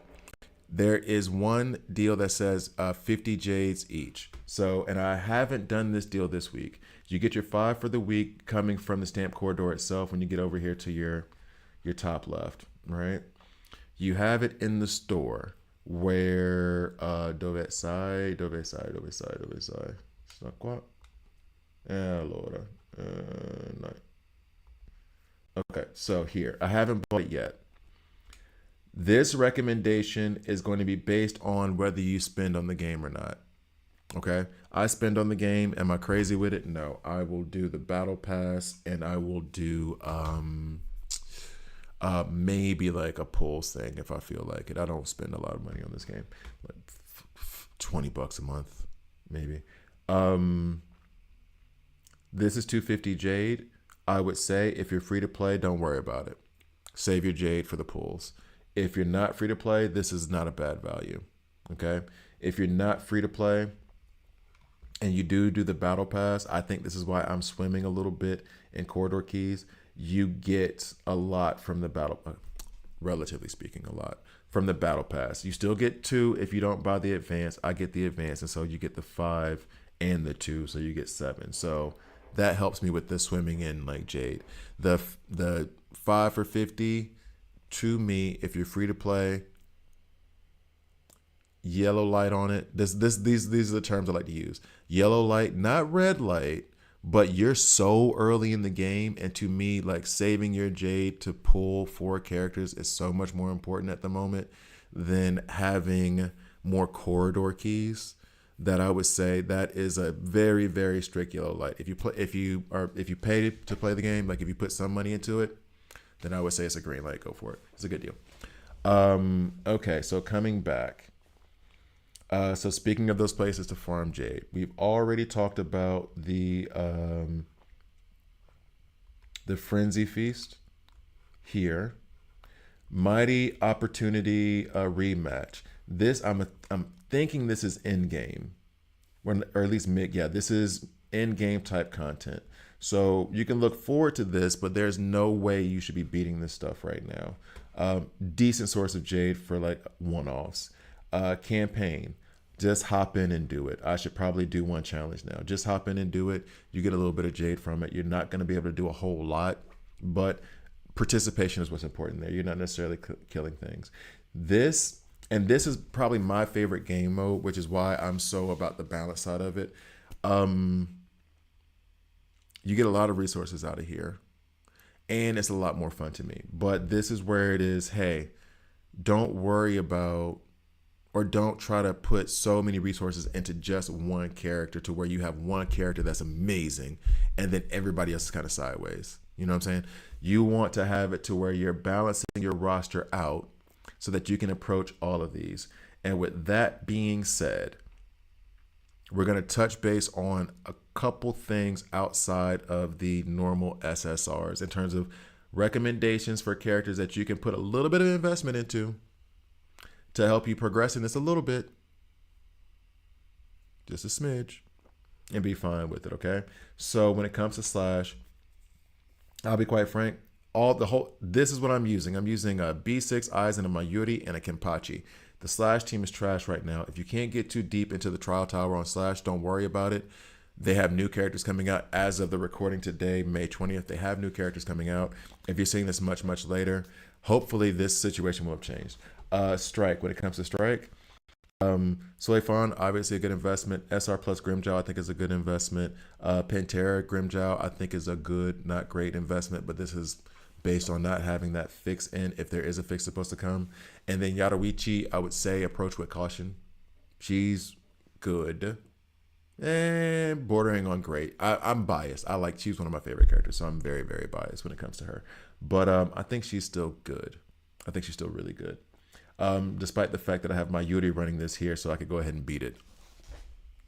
Using Grimjow SR Plus as my tactical, as my DPS. She is good. She's good, I promise, but she ain't great. When it comes to thrust, your best characters in this are going to be Nell, Mayuri, and Gin. That's not even close. If you don't have Nell, as was recommended before, Tosin is okay. You're not going to be able to get all the way to 25, especially if you're in the beginning, so don't even worry about it. If you get to floor 10, then you're doing a great job. Tosin is okay. I am anti Ikaku, as I've mentioned before. If you want to put a little bit of resources into him, again, treat him like a SR and just be like, I'm gonna give you a little bit. I'm not gonna give you a lot of bit. Don't give your whole heart. Your heart will be broken. Okay.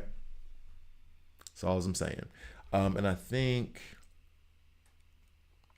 is Renji slash or thrust? I think he's slash.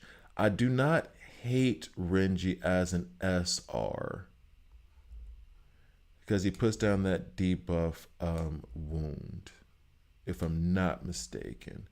Okay, he's thrust. Yeah, so he's okay. All right. I mentioned that because now I'm about to mention a couple of other SRs that are like, they're good. They're not great. Don't put a lot in there. Don't ignore me putting a lot into some of these SRs because I'm testing them, okay? All right. When it comes to Spirit, Aizen's the best in the game, period, Spirit or otherwise. Toshihiro is a very good damage dealer. I would recommend investing in Toshihiro. He's really, really good. Some people would argue that, but those people have B4 and up Aizen's. Next on that list, if you're trying to round that team out, Momo's pretty damn good on the Spirit team. She great? No. She good? Yeah. She's been replaced by Creepy Dude, which I don't think you can get. Well, you can't get a hold of him right now, but when you are able to get a hold of him. But otherwise, having a strong Aizen and a strong Toshihiro, Momo runs with them. She runs with them. Additionally, Orihime can be a very good healer. Can be. Okay, can be. I would probably take Rukia if you don't have someone with the battlefield skill, which would be Aizen. If Aizen's not on your team and you just have Toshihiro, Rukia does have a pretty good battlefield skill that runs with Toshihiro relatively well, that allows you to freeze the enemy. Well, minions, not bosses, obviously. They won't give you that kind of love. And then, yeah, Orihime has a nice little heal.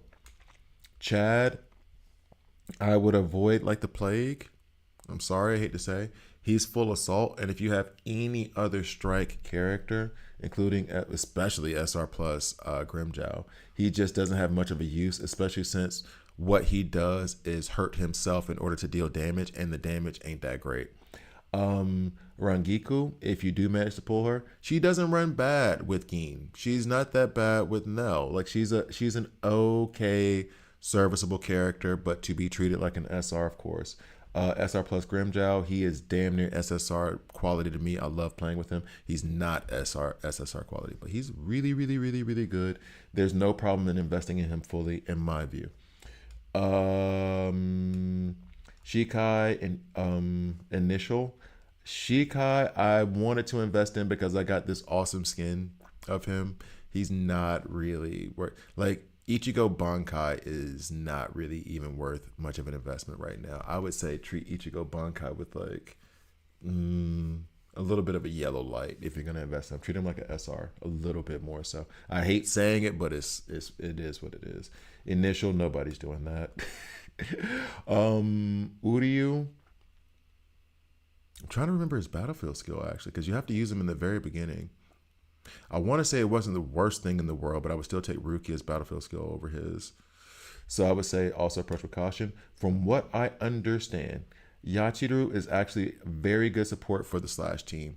That is to be taken with a grain of salt because Slash team is trash anyway. So I would recommend wait if like as of right now, May 20th again, 2026, Slash.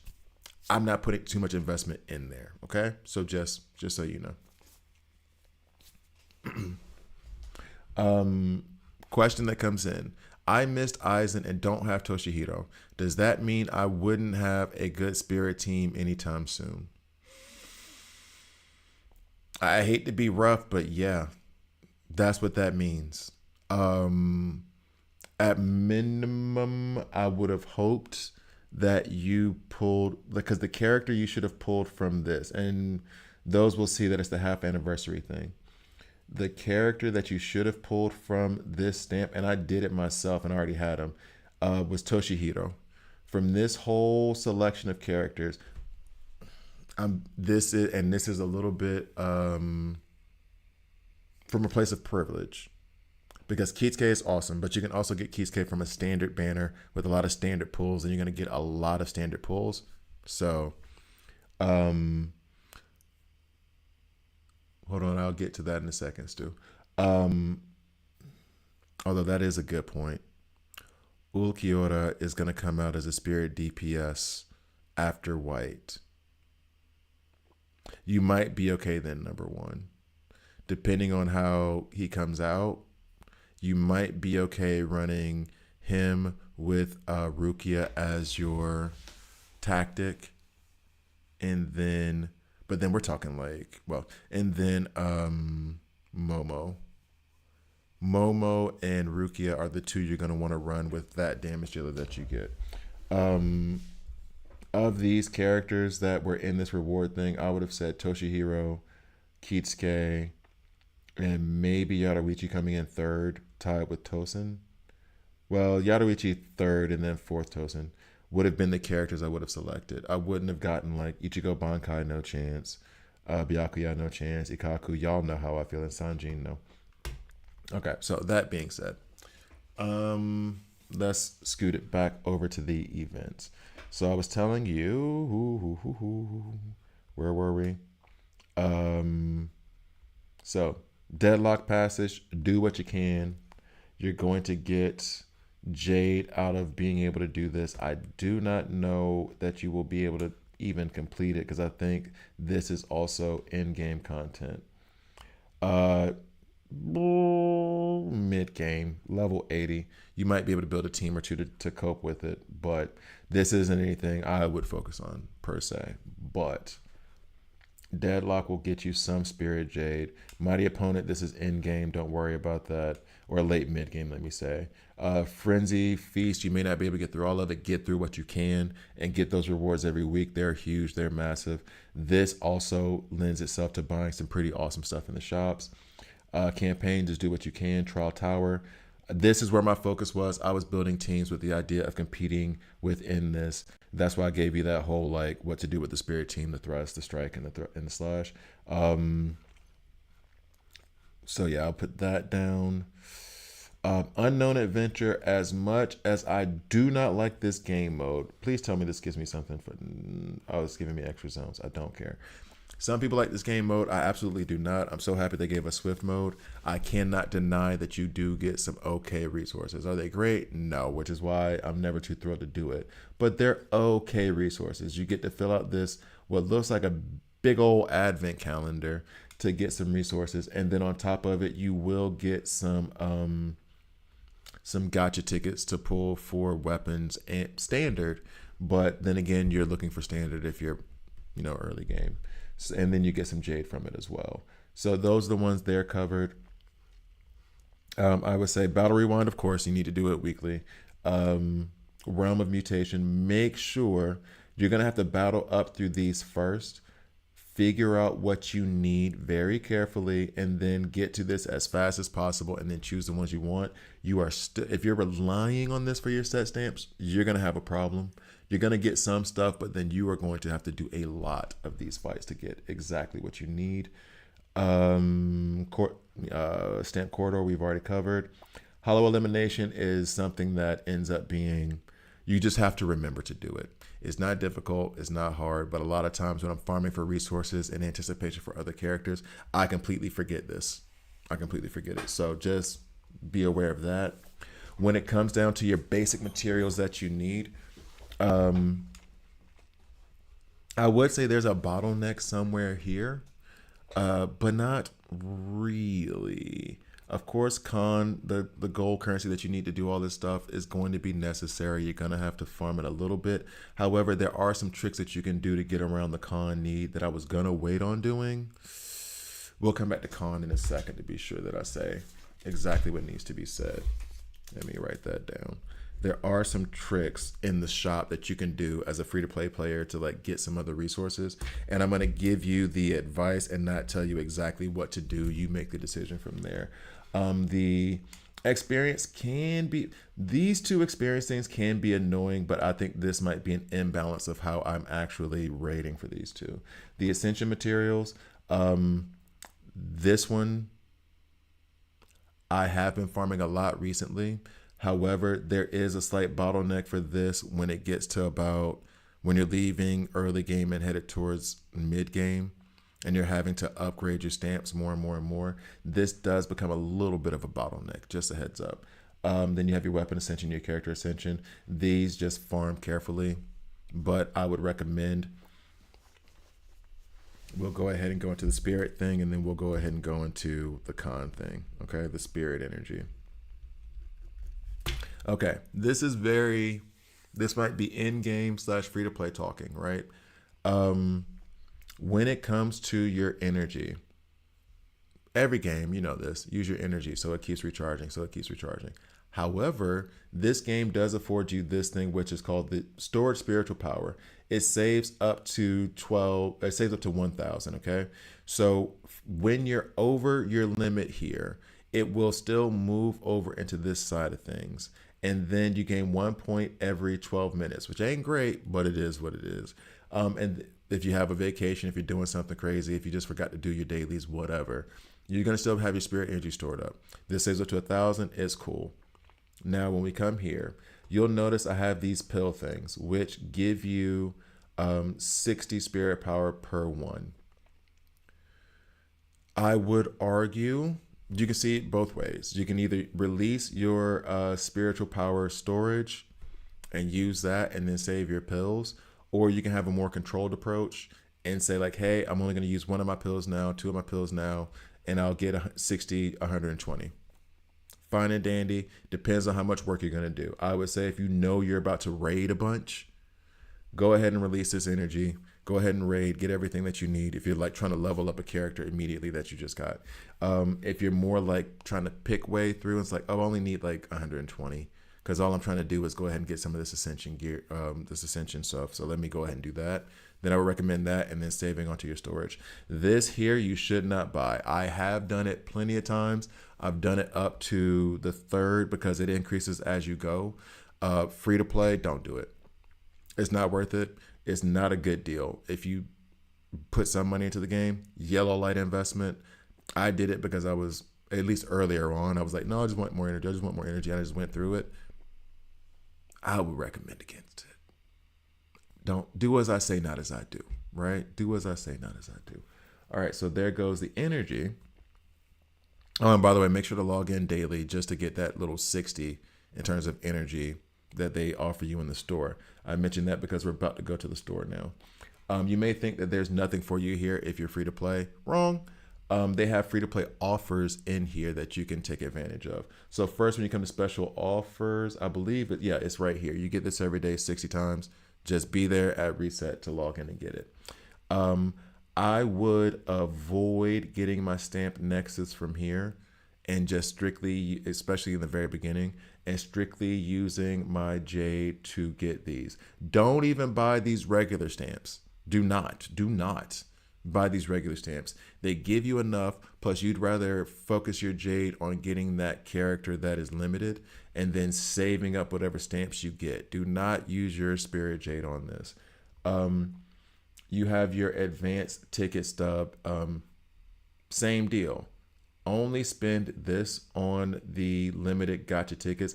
truth be told, I usually just spend it on this. Like this is a green light. This is like a greenish light, green, yellow, red lights all the way down for this stuff.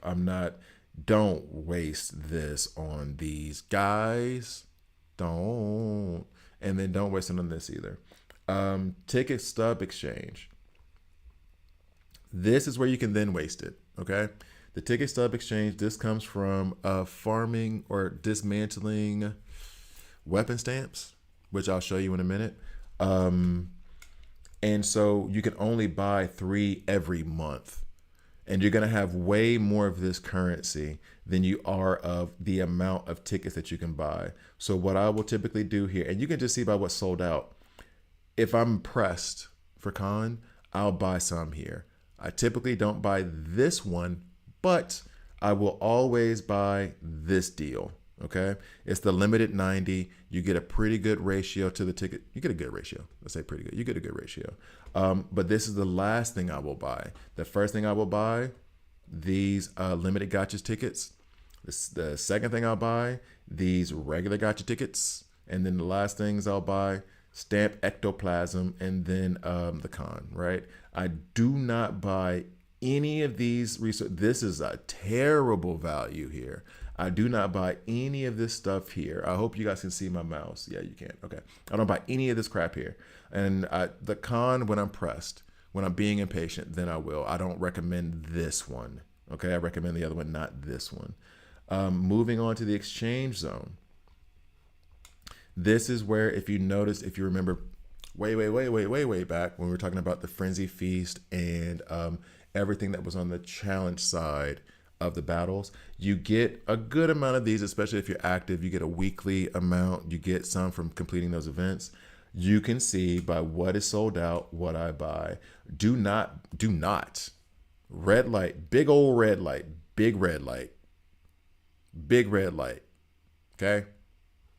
Don't get this stuff, period. Next, this resets every week, which is why they only give you the regular gotcha stamps. This resets every week. This is where I'm going to get my gotcha tickets. This is where I'm going to get my stamp nexus in order, like just right on down the road. I'm going to go ahead and, that I sounded so Alabama just then. I'm sorry. Right on down the road. Ugh. You take the boy out of Alabama, right? All right. Anyway, right on down the road, you want to go ahead and get your regular gotcha tickets. You want to get your stamp nexus. Your ectoplasm is next, and then you get your con, right? Right down the street. I'm trying not to say it, but it just fits what I want to say. So like those are that's the priority for these when you get it. Your guild supplies, even if you're not in a guild, and I'm in a guild right now, I need to shift. I'm the only one in my guild. Nobody likes me. I'm the only one in my guild right now, but you can go ahead and keep farming those resources. Again, these 3. I don't even put it this way. I have extra and I could just keep stacking it. This is such a bad value that I still won't buy it. I still won't. I'll save this in case I'm pressed for con, and then I'll get some con. This is such a bad value that I have an abundance of resources, and I am at a point in the game where I could buy that stuff and it still won't matter. I can still get these things, and it's such a bad value. I still won't get it. It's like me, I got 2 million in my account, for example, and somebody's trying to sell me a broken car for $20, and it's like, I'm not finna give you 20. It's like, but you got 2 million. Yeah, but I'm not gonna, I would rather give you $20 and give it to you so you can go to McDonald's, you can go wherever and get something to eat, and you keep the car. That's how bad of a deal these are. Okay, so if I'm gonna spend money, say $20 a week, which deals would you consider the most worth purchasing? So that's actually perfect timing for the next part of this. I'm going to come back to this shop in a second. If you're going to spend like 10 or 20, which again, and I say this to everybody, not just to you, number one, I say this over and over and over again. There is no need to have fear of missing out. If you cannot afford this stuff, don't do it. Save your money. It's free to play, so play it for free.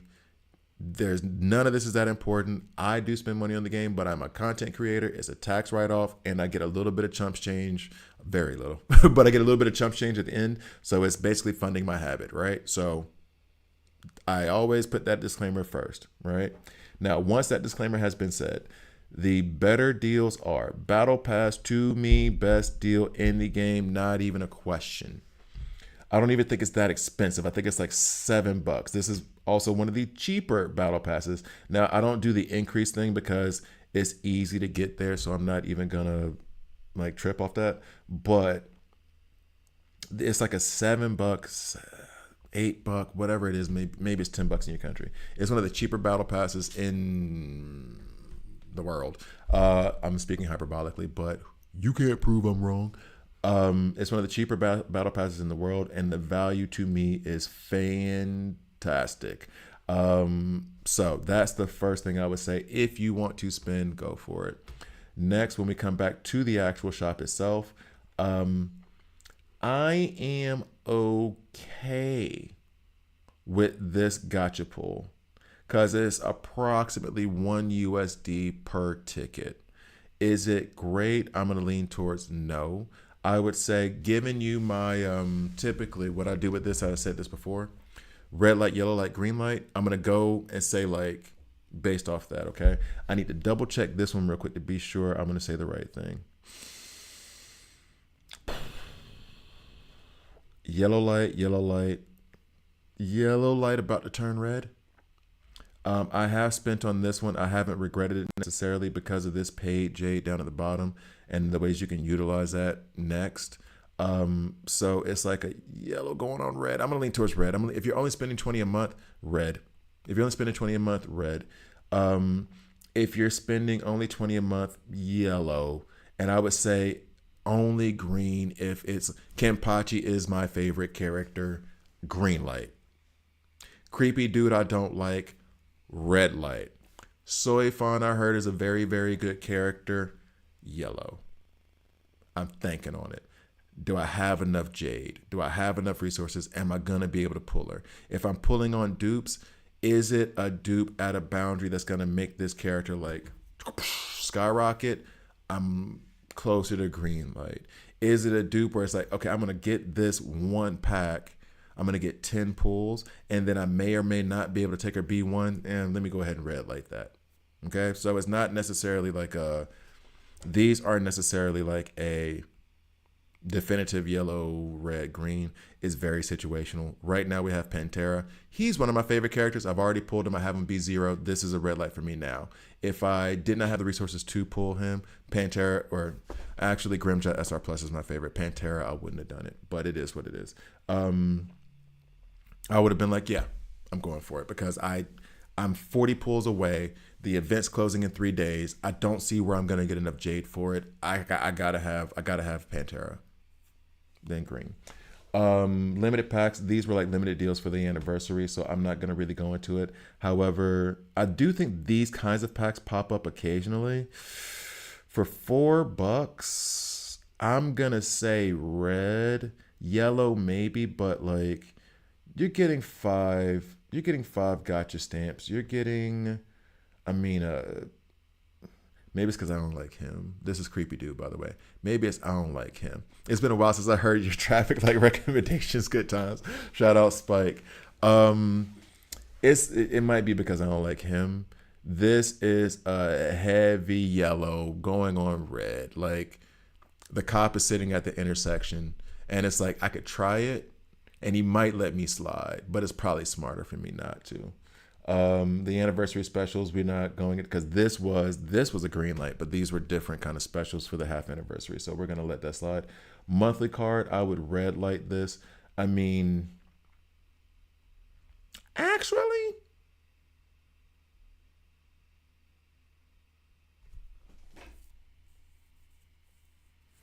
if I'm looking at this might be a little bit more yellow than red.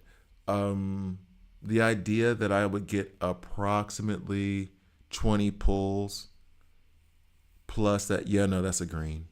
I've never bought it. I've never thought about it because I'm not big on the monthly pass things, like these kinds of things. But truth be told, I do have one at 7 Deadly Sins Origin. This might be a green light for me. The more I think about it, because if I'm getting 3,000 jade, that's damn near. I'm 200 away from 20 pulls, And then on top of it, I'm looking at what 1060, 600, 1800 in energy. I'm not sneezing at that. I'm not sneezing at that. That might be, that's a tentative green. That's a green. The weekly packs. Now this is where things get a little bit complicated. When you spend the money, some of the packs give you this paid jade thing, right? Once you have the paid jade, everything, these two are heavy green lights. These reset weekly. They also have, and they don't show it anymore, where you have like beginner stuff. The beginner packs, I got all of those, and I don't see the images to show it. I got all of those. I don't necessarily recommend getting all of those. But I like the one that was for like 1960. I wouldn't necessarily recommend getting that. But for these, this one here is both of these are green lights. So the corridor key box and the stamp star upgrade box, both of these are green lights for me. I would do the corridor key over the stamp star key, but they're both green lights. These are yellow verging on red. In fact, I would probably put them at red because this is not enough character experience for anything. Not for real. You might as well farm that off energy. Not this. You'd rather farm that off energy. Like these are not worth it. So these are red. Let me not sit on the fence there. So again, green lights on this, red. On this one, I mean, if you're in game or you want to dump a bunch of cash, green, but red. All this is red. This is yellow. The one that is $5.50 a pop, yellow. This one is a deeper yellow, more like red, and the rest are red. Next, advanced tickets. These are the only green lights. These are definitive green lights. Everything else in here is red. Ticket stub exchange. Everything that you see right here, everything that the light touches is our kingdom. Everything you see here, red light. Everything you see down here, I'm going green, green, green, green because of the reset times and everything else. Yeah, all these are green. All these are green so long as you have the resources, but then you go in order. All of these are green, order being the limited first, obviously, the regular next, then the stamp ectoplasm, then the con. Next, exchange zone, like we've already been through. So like these are your greens, and then down the line of what's good. Everything else in here is red, except for this con. This is a very, very, very, very tentative yellow. Again, the cop is sitting at the intersection. Top up, red. But I have a general rule of like top ups being red lights to me. Have I bought them before? Of course I have. I have a problem. But in terms of doing it, it's red. I would say red. So that's the store. Hopefully that was helpful. Screw PayPal because they screwed me over big time. These deals here.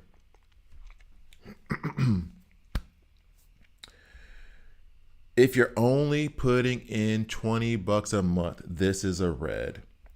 As a matter of fact, if you're doing more than that, and again, I have bought these packs, still a red. I do not think $15, which I think is going to be like 20 American, is going to be worth the value of 10 stamp corridor keys and then a core stamp. No. The more I think about it, this is absolutely trash. So no. And then this one, excuse me. Oh, these are just free claims. Okay, never mind. This did not cost anything. So yay for free stuff. I think that does cover all of the actual store stuff. Hopefully that's good. The best thing is that battle pass. That is a number one. Oh, and then I was going to show one trick. This video is already getting out of hand. I was going to show one or two tricks that you may want to just know about. Let's start with crafting.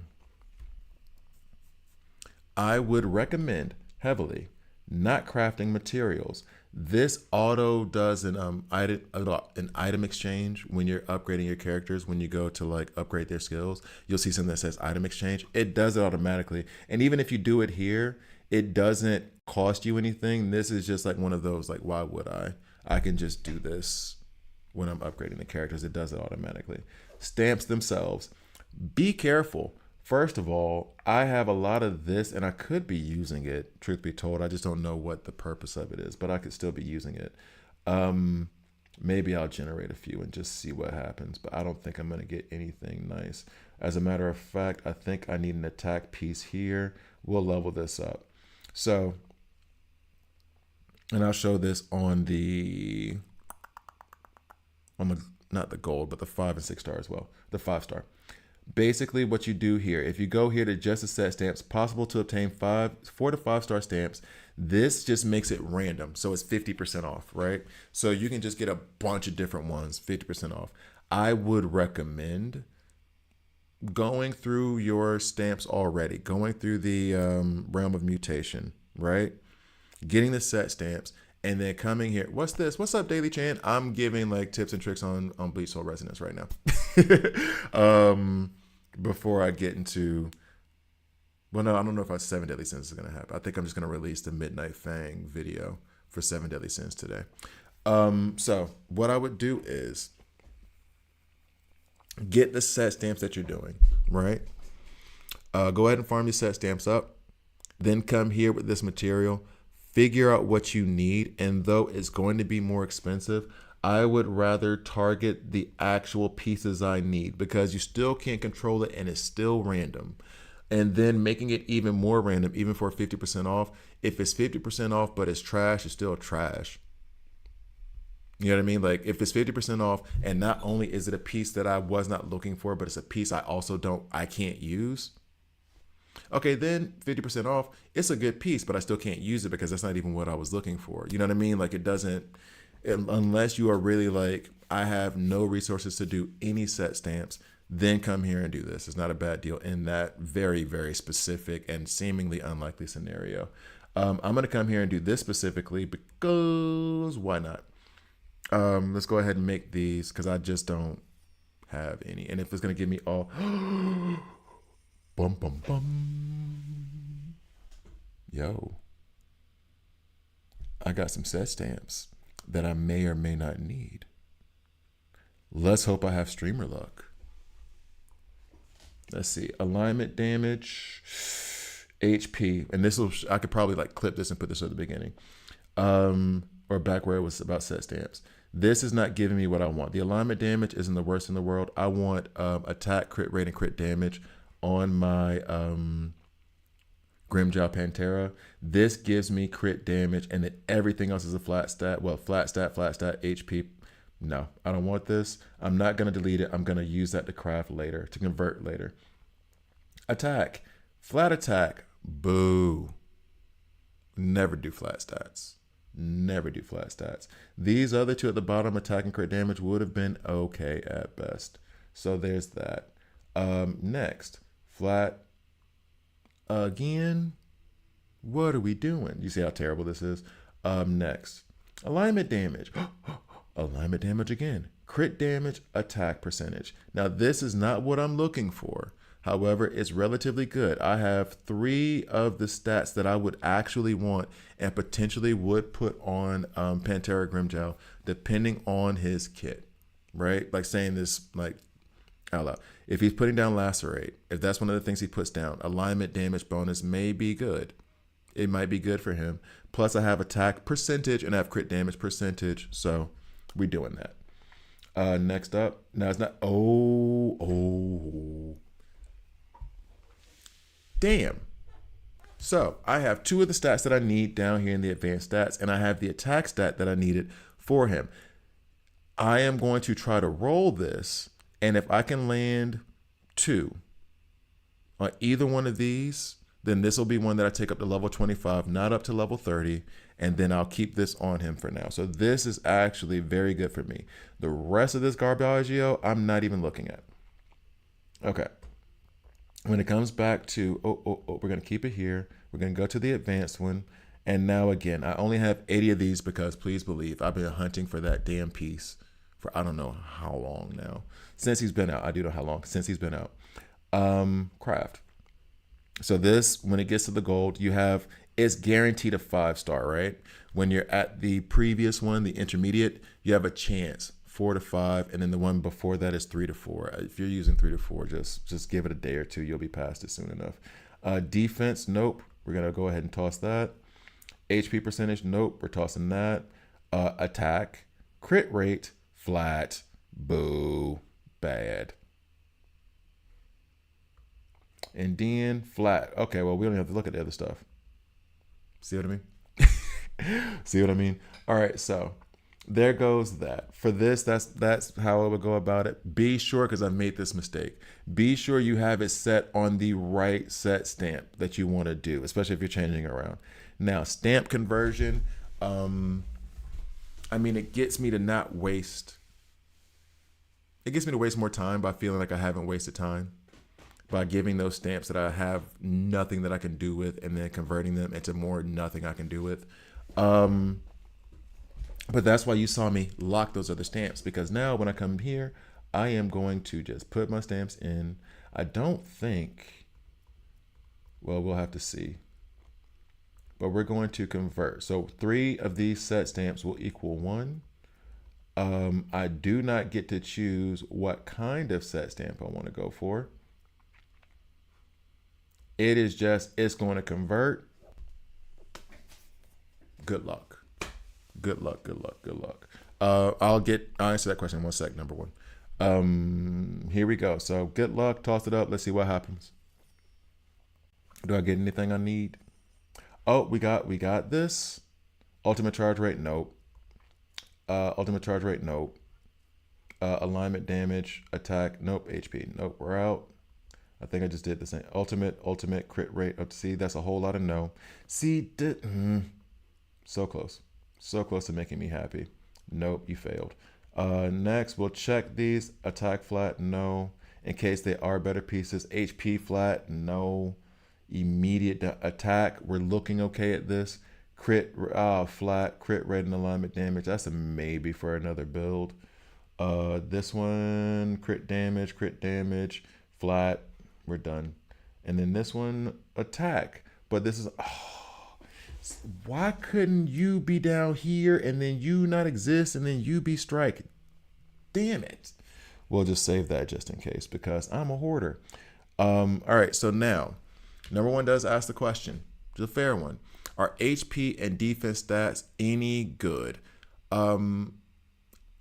I don't want to say no, but I'm going to say no, but this is very dependent on the character that you're using. So for example, I told you don't worry about leveling up Chad SR. You might want HR percentage on Chad because he's going to lose HP and his damage is based off HP. So I can't say that they're good or bad. It depends on what you want to build. Now, with the characters that I'm dealing with and my style of play and how I'm building them, HP and defense are not helping any of my builds or any of my characters specifically, right? So I'm not, or at least not in any way that would make it so that I would choose those over crit rate, crit damage, attack percentage, alignment damage, crit, ultimate charge rate, you know what I mean? Like, it's not good enough for me to say like, yo, I'm gonna put this HP percent piece on over this attack percent piece. I haven't got anything built like that. Okay. But yeah, so it's not that they're inherently bad. It's just that within the kits of what I'm trying to build, they don't hold any value for me. All right. So let's see. Oh, wow. I've been talking for a minute.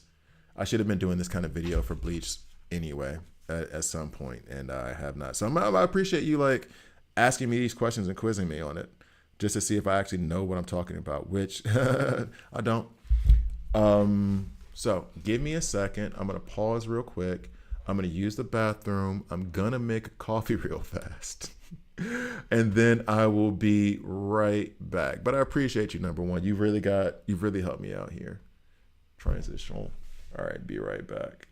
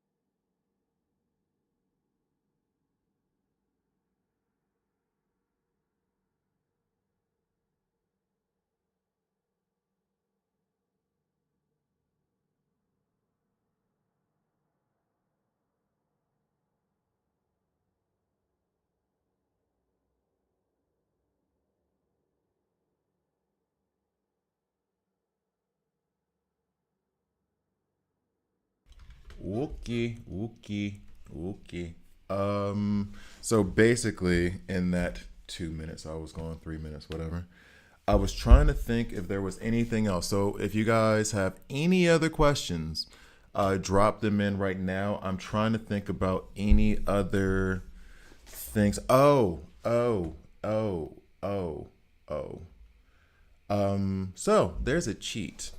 I'm I know already cheat. It's not a cheat. I know already I'm gonna have to slice up this video so much. It's gonna be so funny. I'm gonna have to do a lot of record, but it's cool. I've needed to do this. I've needed to do this for a while. I've done this before for Seven Deadly Sins before I did it for this game. So that's backwards because I've only been playing Seven Deadly Sins for like 2 months, month and a half, and I've been playing this one for 6 months since its inception. I think I was like 3-4 days late. Anyway, so here's one tip, one trick, which isn't necessarily a early game beginner tip, but I mean it's something to bear in mind. And who knows what resources you may have now. When it comes down to the character stamps, let me be sure that I'm getting what I want to get here. Hey yo, oh, you're slowing down a bit. I'm probably gonna need to, let's be real, like end relatively soon. Not just because, but because my PC and everything else. I need to. I just put this emulator on and it's doing this thing. Okay. All this stuff is locked. Okay, cool. So here we go. When it comes to the character stamps, I've already told you, I'm saving these up. I use these in the stamp conversion. When it comes to character shards, you can't do much with these except let these form whatever they're going to form. So there's that. However, weapon stamps. Weapon stamps, you can come here and dismantle. Now, and I did this already today and I shouldn't have. Or at least I didn't know I was going to do this video, so I would have waited. Core stamps, this is something you can do. I'm not saying whether you should or not. Well, at a certain point you should, but you can dismantle your core stamps. And when you I don't even want to risk it on like messing around with eyes. And where's Ikaku at? I don't even want to like play around with him like that. He's way too valuable. Or creepy dude. I don't have him floating around right now because I skipped him. And whenever he comes back, I can go get his stamp. And this is kind of the backwards thing of how I have to go do this with him. When we go to his set stamp, we go here, go to details. You can dismantle this piece. When you dismantle this piece, it gives you a resource. I'm wondering right now because it's not letting me look at it. That's why I'm kind of, do I have to go to old buddy to do it? Let's go ahead and go to the details here. All right, let me go back. This is kind of a backwards thing I have to do because when you go to dismantle, you can lock your stamps for safety. I know, but I don't even want to, you know what I mean? Like Stu, I'm paranoid. That'll be the one time a bug kicks off and then I lose everything and I'm going to be like, you know what I mean? I don't even want to put that juju out into the universe. You know what I'm saying? Like I don't want to do it. I don't want to do it. I'd rather just like come here and do the extra work to do it. All right. So we'll go to Sanjin. You can see how much I value Sanjin. I haven't even leveled up his core stamp. We remove it, okay? Now, when it comes to this core stamp, I can dismantle it. It will give me one of these pieces, okay? 5 of these will allow you to level up a core stamp. Now, like I said previously, you can get your core stamps relatively, I won't say relatively easy. They can be difficult. They can be annoying. They can be obnoxious, especially earlier in the game. For me, I am speaking from a place of privilege. I am deep off in this game. And so they're coming a little bit. No, they're not coming more frequently. I'm just less stressed about them. Let's just put it that. Let's just be real. I'm less stressed about it at this point because I can get through most of what I need to get through.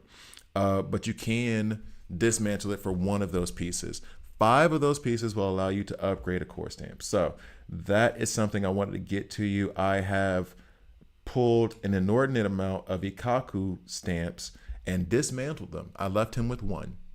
I haven't ascended it. I did ascend it like to 3 at one point when I was stupid, and I dismantled that 3 piece and then put 1 piece on there, and then the other like two or I've gotten a lot of his stamps. And then the other ones I've dismantled along and then used them to upgrade Aizen's core stamp. Use them to upgrade my Yuri's core stamp. So there's like, I mean, the ones I would say like do it for are like Sanjin and Ikaku after you get their one.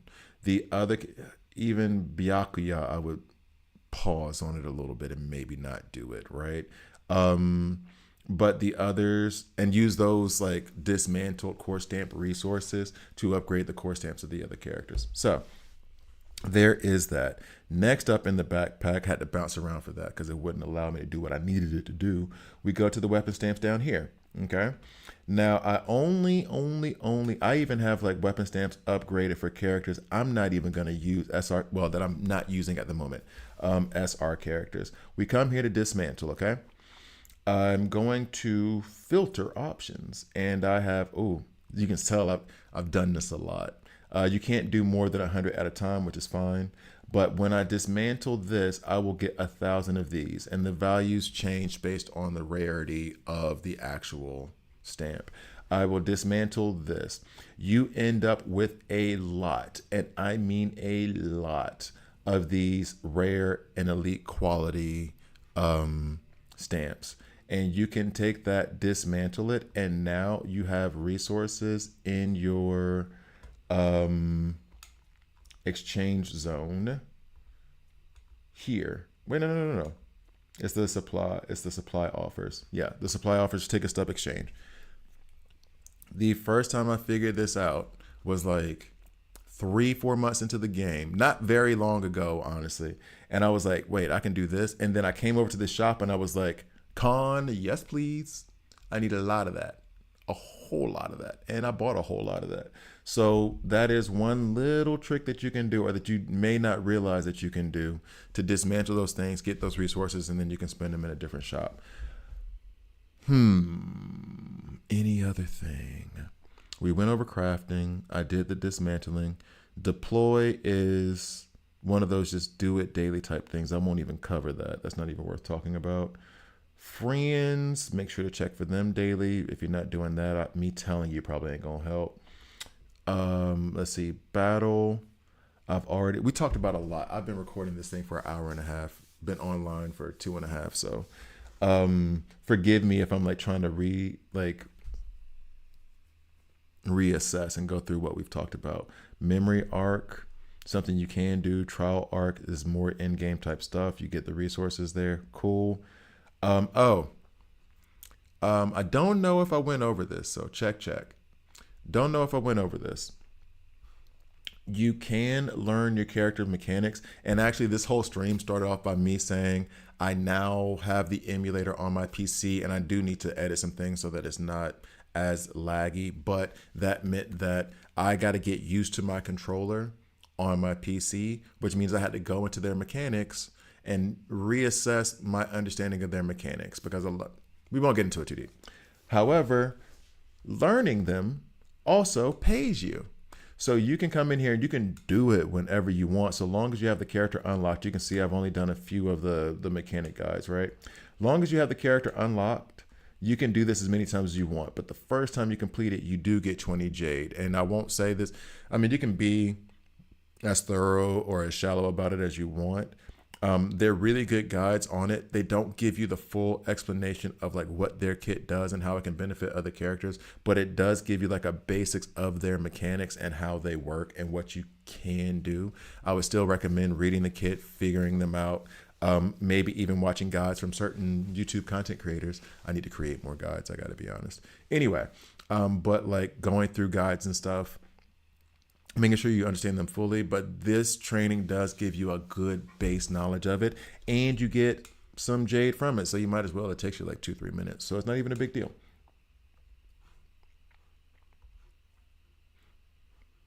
Basic controls, the same thing. Okay.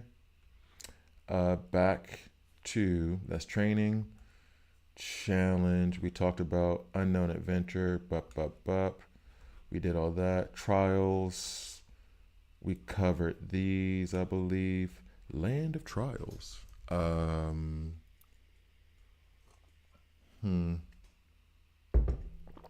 Supplies we covered. I think that might be it.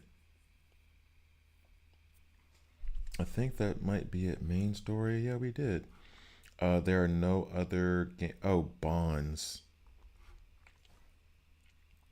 Okay, here we go. When it comes to bonds, to be quite frank, you have a lot of options that you can pull, and I am not about to go through every single one of these bonds. And I mean, maybe you guys want that kind of video. I need to get the Yadawichi one today. I'll do that today. Um, I'm not gonna go through every single one of these and match them up to every single character. I'm sure there's a place for that. That I could do it and like go through all the characters and list out every bond that needs to happen. However, I will say this as well. I will say this. However, I will say this is that be careful. They have the recommended bonds that you can put on, but also be careful of what you're doing and being sure that you meet the criteria so that the bond actually is like worth it. Don't just assume, especially with the face thing, especially with their faces being present. Don't assume that this bond is best for Momo because this is Momo's face. Don't assume that this bond is best for Aizen because this is Aizen's face. Aizen has two bonds. You know what I mean? Gin is on two. You know what I mean? So like there are other aspects that you need to account for when going through the bonds. So this one, damage dealt increases by 8. The increase is 12, 16, and 20% if the crit rate reaches over 20, 40, and 60%. Toshihiro, Momo, and Aizen. The Professor Aizen, school teacher Aizen, science teacher, science fair Aizen, right? Not K-pop Aizen. Basically, I will consider this if I'm building my character to have a gang of crit rate. Now, funnily enough, earlier on, I went over the mechanics of the crit rate that I'm going to try to put on the Aizen that I have, based on what his weapon stamp said, based on what his recommended stamps were, based on what boundary level I have him at. Let's say, because the other stamp is better, the other bond is better for him, but I'm giving this example. Let's say that through all of my analysis, I figured out that my B0 Aizen needs to have 60% crit rate, okay? Bet.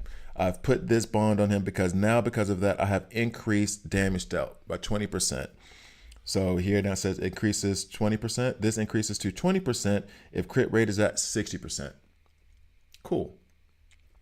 Now, let's say I do have my B6 Aizen, the one I have now, and that B6 Aizen doubles crit rate, like we've already discussed, and I have the weapon stamp on him. So now I only need like 15% base crit rate, like this is 20%. That's not going to meet these requirements, right? So now I need to change my bond and find one that's better.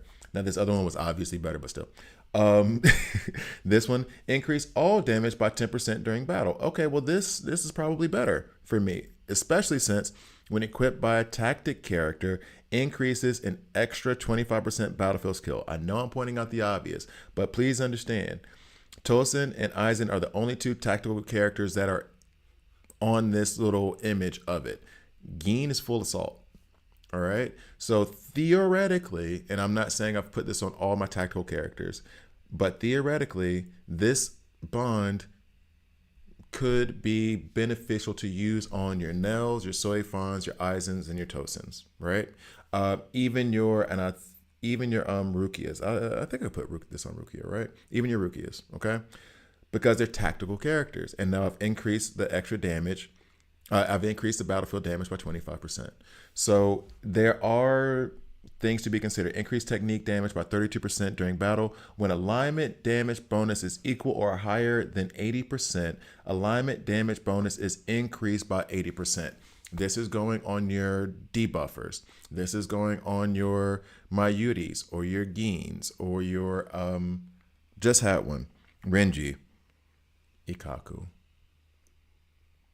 The ones who are laying down debuffs that cause damage are going to use this because you're going to want your alignment damage high on them anyway. And if that is already up to 80, 90%, hey, let's tack an extra 80% on there, right?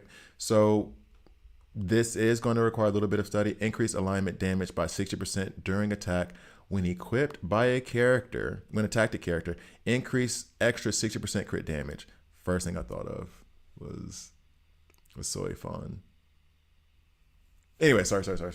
Need to reconsider a lot of things. Anyway, I've been rebuilding my characters the last couple of days, trying to get them their set stamps up right. I feel like I'm at a point in the game where I can do that. So that actually just made me pause and think for a second. Sorry.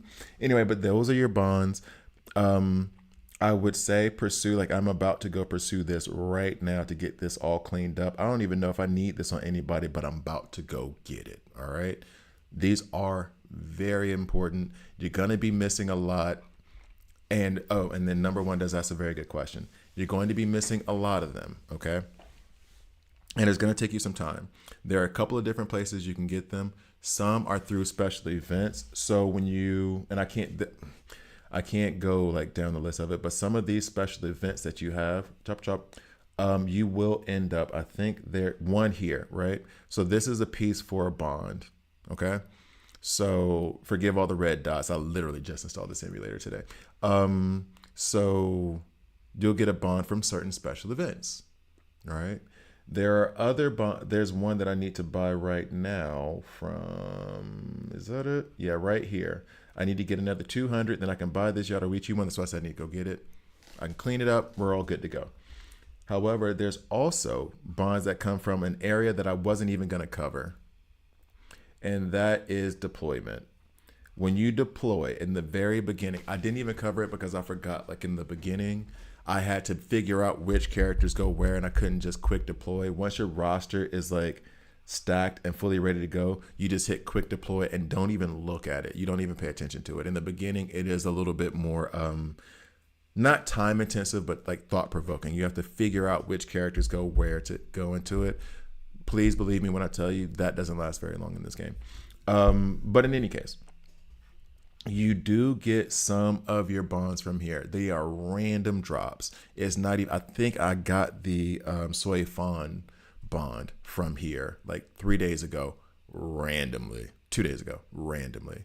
Like I wasn't trying, I wasn't searching for it. I didn't buy it in that shop. I was just messing around and I was like, I'll save up for that eventually and buy it eventually. Who knows, whatever. And then it just popped up, showed up here, and I was like, hey, awesome.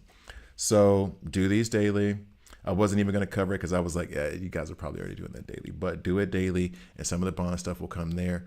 Bonds are not necessarily, if you're starting the game now, I was about to say something wrong. If you're starting the game now, it's going to probably be a little bit more difficult to get a hold of them, except outside of that place I just showed you, the deployment.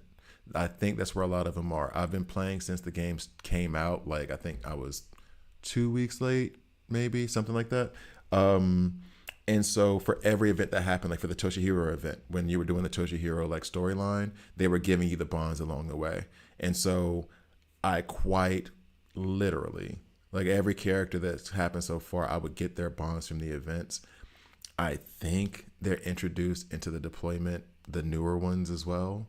I cannot promise you that. However, I did get the Soi Fon one from there. So I can't promise the drop rates of them, put it that way. I don't know how fast and how long it takes to get them. I was going to say, hopefully you'll get them in no time, but I can't promise. I don't know that for sure. So just so you know, just trying to be open and honest and frank. Also, don't forget to check these achievements. You get a lot of rewards for just leveling up characters and hitting certain milestones. So please do not forget these.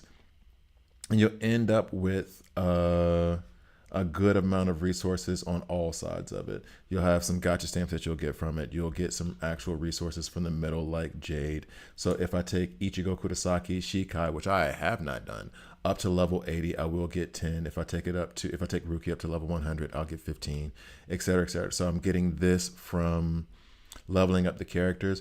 Did you guys see Sangatsu's name in there already? Oh, wait, no, that's somebody different. I was thinking somebody different. I apologize.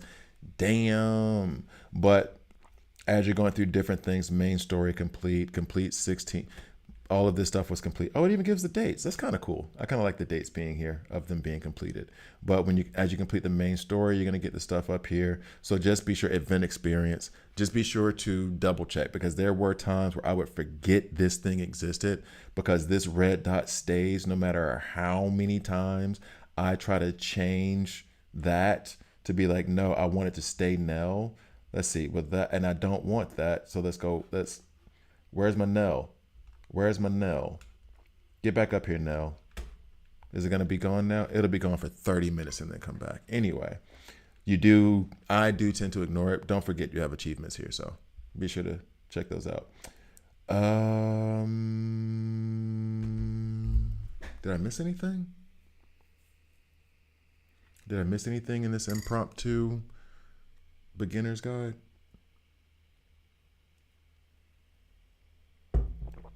I don't think so. There's exploring around the open world and stuff, which I won't cover. Because honestly, I don't really even do that stuff that much. These special events and stuff, I won't cover. That can be a different video as it goes along. Because there's no real technique to this one. There's a technique to that other one. The one where you stamp it and then it covers different squares. There's a technique to that, but there's no technique to this one. It's just luck. I guess I'll cover the other stuff and other guides, but I think I got the main stuff. We got the main battle stuff where you farm. We got the store recommendations. We got the character recommendations, or to a degree. I think that's it.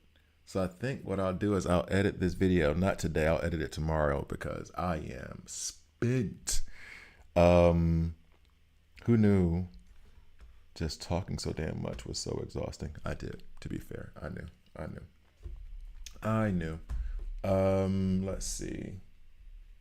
Make sure this ain't no work stuff. Okay. Got it.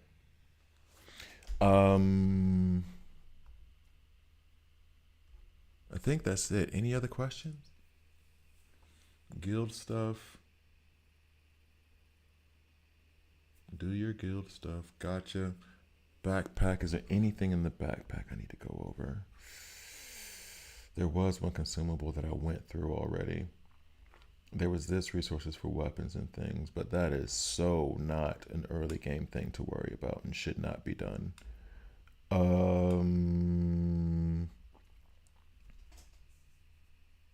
I'm saying, right? I finally got the controller set up, and that's where I was like, "Hey, yo, and Kev. I feel like you do this on purpose to me, dog." I haven't done the new chapter yet. I literally just got the controller set up, and now I'm about to do it. Of course. And thank you, number one, for you asking those questions in the first place. Now I have an entire video. So shout out to number one. Shout out to those who joined along in the stream, which all 10 of you. I appreciate it. Thank you guys for watching. Please like, please subscribe. If you don't like it, subscribe and a dislike. I'm okay with that as well. I'll see you guys next time. Okay, so that's going to be cut up into a billion pieces. That was an hour and 40 minutes of video. And I was just haphazardly talking. I'm going to have to record intros into each section and everything. But it was good. It needed to be done. It was very, very, very good. But no, I finally got the controller set up. Yay! But I do have some lag issues. And I think a lot of it comes from trying to run this and OBS at the same time, because before I was using OBS, which is the broadcast software, it was okay. So tomorrow I will reassess it again in the morning before I stream. But tomorrow will be a 7 Deadly Sins day. I'm going to release Midnight Fang tonight, how to capture him in 7 Deadly Sins. And then hopefully we will release this guide, this Bleach Soul Resonance guide, either tomorrow or the day after. Tomorrow's Thursday, Friday. Do we have anything special happening Friday? I don't think so. Sometimes the controller doesn't respond. Do you have this issue? No, it wasn't that actually. I mean, I thought at first, but then once I adjusted some of the settings, the issue then became lag, where the image wasn't keeping up. And it wasn't that it wasn't responding, but it's not even lag, it's choppy. So right now, I think it is okay. Oh, it's not responding because I don't have it looked up. And right now it's kind of okay. The graphics are good. When it comes to the streaming side of it, I'm looking at it. When I get into a battle, you see that little lag there? when I get into a battle, I couldn't even really focus on old buddy. Plus, I need to relearn everything now. Like I need to relearn everything. Let's go back. Let's not do this because there's that long intro and all that other nonsense. Let's. Speaking of things I'll never do manually. What about you? What about you? But I was gonna go back and do all of the. I'm not about to beat this. I'm about to get curb stomped. But I was gonna go back and do all of the. See, it's still like a little lag. I was gonna go back and do all of the character trainings and then redo learning everything about them before actually trying to do anything else. But the first things first is I need to get it to run smoothly. That's the biggest thing. And part of it might be my computer, and I will need to fix that up. Oh no. It is 100% a combination of, I mean, maybe they need to optimize it in some way. I'm not denying that, but also I'm running broadcast software on top of the fact that this laptop is not designed for any of the stuff that we're doing. This is one of those, like, I bought this laptop from my grandma so that she can send me emails and watch YouTube sometimes. But you see right now, I'm hitting them. And then, yeah. So like I'm doing the damage. You see? So it's responding, right? It was not this bad before OBS, right? So, and now it's kind of figuring out that it needs to do stuff. So yeah, this is 100% like OBS is running. I need to optimize the setup altogether, and then hopefully it'll fix it. Otherwise, I mean, new computer coming in a couple months, so we shall see. I have gotten to the point of where I probably need to dedicate a little bit more resources to YouTube and the stream, even though it's still just now it'll be categorized according to Switzerland as a company and a job, hopefully, if the paperwork goes through the way it's supposed to. So I can't call it a hobby anymore. It's no longer a hobby. It's a profession? Oh, is it? Ooh. I mean, anything you get paid for, you're a professional technically, right? Right? Yeah, I think I have to, because again, like this computer, when I bought it, it was good for the time and what I needed it for, and doing YouTube videos and stuff on it, fantastic. But streaming while running games that are like demanding, it's not gonna go. What's up, aesthetics? ¿Cómo está? But yeah, running it on this computer, like I think I do need. Put it this way, it became a thought process that I do need to get a new computer about 4 or 5 days ago, when I realized I'm gonna have to register this YouTube channel as a company. And I was like, okay, if I have to register it as a company, and if there is a continued increase in people who are watching the YouTube video, the stream will always be like 10 people, which I'm good with. I love that. I love talking to y'all guys. But like, if the YouTube channel continues to grow and it continues to get more and more attention, and it's doing pretty well right now, then reasonably, if I want to create the best stuff ever, then I need to like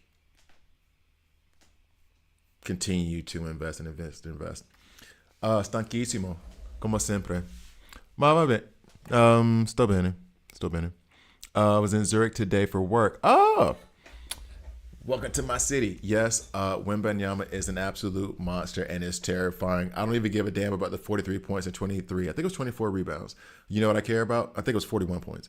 When old buddy walked up in overtime with 26 seconds left to go and banged a 3 from 30 feet away, and he was just kind of like, I do this. And I was like, oh, they're going nowhere. They're going nowhere for the next 5 years. Come on, my guy. Come on. Really though? And what were you supposed to do? He pulled up from like the logo, almost, but I'm gonna call it logo because I want to exaggerate. He pulled up from the logo, and he's 7 foot forever. Who was even gonna contest that shot? No, they haven't done that. Here's the thing. For Pantera, funnily enough, I'm glad you mentioned that. Also, this thing doesn't want to do this. Um, I noticed, and maybe it's in the notice here. Now that I think about it, let's go to night. Let's go to. Oh wait. Hot fix patch. Oh, this is from the. This is from like. Wait, what? Hold on. Westland Hunt displayed. Fix other known issues. Wait a second. I didn't see this last time. Okay. One sec. Because in the Discord, they said at the current stage we have not identified any confirmed bugs. However, the devs are continuing to review the situation carefully. That's what they said on Monday. And then they gave us no update here. Now I thought there must have been a different mail. Okay. I'm losing my mind. Now here from yesterday, that message is from Monday. This message is from yesterday. They fixed something about the Westland Hunt, which you can keep that event. And then fix other known issues. Is this the fix for Pantera? Because I don't know. Okay, see, only won one time against them the whole year. Yeah, exactly. So we can go ahead and dust them off. If they don't win game 2, then you can go ahead and count that as a wrap. Now you may have from the event, Pantera hasn't had his issue. Okay, yeah, they haven't done it. Okay. That's what I thought. Because from what I read on the Discord, the announcement that they made, they can't even find where there is a legit issue. It's just people complaining about something not working, and then they look at the issue and they're like, nah, but we'll keep checking though. But they haven't said anything about that since Monday. So they talk about the known issues, and here it's saying it's not identified. So, I mean, were people just saying that? Like this was that there's an issue with Pantera, that he's not doing the damage he's supposed to, or did they? And this is what I said before, or did they really Kenpachi my dude? Did they really like bring him out to be so weak that he's gonna need a buff later? That was my main question. Well, here's the thing though, Hakeem. If they don't see the issue, then to them there's no issue. That's what I mean. Because they would be the ones that would know better than us. Because this is our hobby. That's their job. Like they're in the office looking at this stuff. And to be fair to them, they're not the kind of like how do I put it? They're such a communicative and like open developer as a company that they don't ignore issues. So for them not to see it, I'm wondering if this is like an isolated incident where certain people with certain phones, you know what I mean? Like I remember, I can't even remember the game, but it would not run certain things on certain phones, and they hadn't made the decision yet to just be like, this ain't good for these phones. Where it was like an older generation phone. I can't even remember how far back it goes, but it was like Samsung S21 would not run this properly. And then Samsung S21 was old enough to be old, but not old enough to be that old. So they weren't like removing the game from being able to be downloaded on there. It was just a known issue that was on those phones. So like that's a long way of saying I don't know. Maybe it's just certain phones have that issue. However, I don't think he's doing what he's supposed to be doing, but I don't know. I don't watch it like that. So I don't know. Hopefully, I was saying this, and I've been telling you guys. Well, been telling you. I told you guys this a couple days ago. I'm waiting on doing the comparison of SR Plus to Resurrection to Pantera. I've been waiting to do that until the hotfix comes in, and then I was also going to do the Soi Fon versus Pantera thing, which I can still, and I kind of already did actually. At the beginning of this video, it went from talking about them to actually just doing a guide because number one had some questions, and so hey, why not talk an hour and 40 minutes on something that I had no intention of talking about?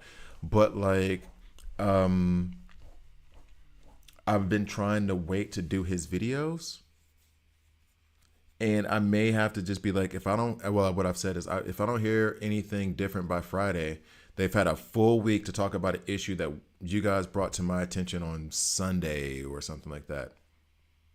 Then you guys clearly don't think it's an issue.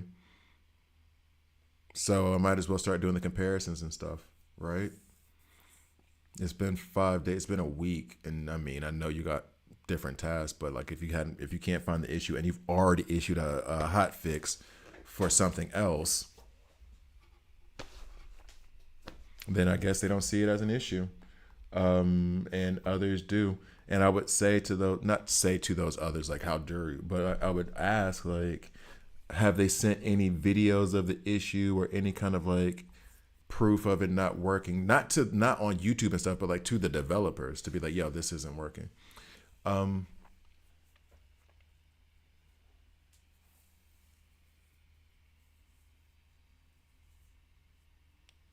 Yeah, you have his weapon max still like this. You're right, but they usually do listen to the. That's what I'm saying. They usually do listen to the players. So it's one of those like, if it's gonna happen, if there is something, we have a 6 month track record. I believe them when they say they don't see it. Does that make sense? I believe them when they say they don't see it. Doesn't mean it doesn't exist, but they're not clocking it. So then there's not going to be a fix that comes. Pantera's perfect team is with Soi Fon and Mayuri.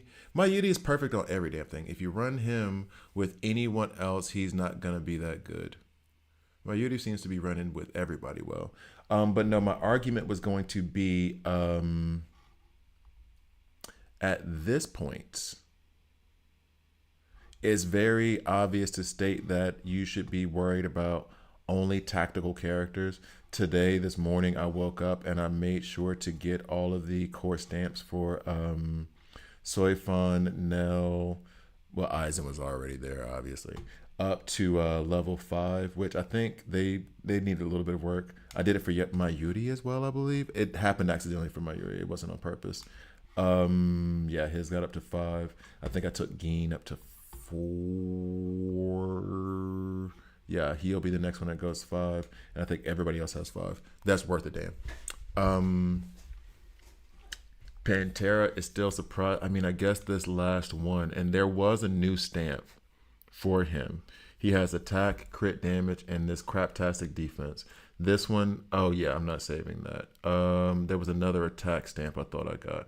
Attack, crit damage. When compared to, this is crit damage, defense. So I could run this up and pray that it lands on attack and crit damage. That would be nice and would make me happy. This one is alignment damage, so nah. But saving it just in case, you never know. So this is my one shot. You only got one shot. Yeah, I got creepy dude core stamp and I skipped on him. Do you know how annoying that was? That's a sign that he wants to be in my life, even though I said no. No means no, creepy dude. No means no. This ain't a Diddy party. No means no. I'm sorry. I gotta stop referencing that dude. Um, no means no. And that no ain't changing. I mean, HP, why? It's because I said the thing, isn't it? It's because I invoked the name of the devil. Creepy dude.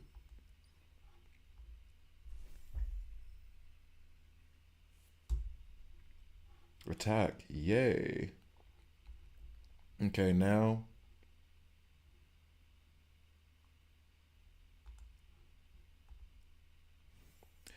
No whammies, no whammies, no whammies, no whammies, no whammies, no whammies.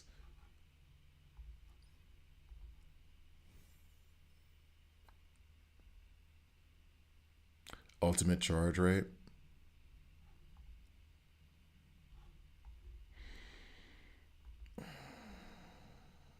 Ultimate charge rate. I mean, I guess there's worse. Crit damage. 2 times defense. Ultimate charge. Man, y'all can kiss my bruh. Seriously.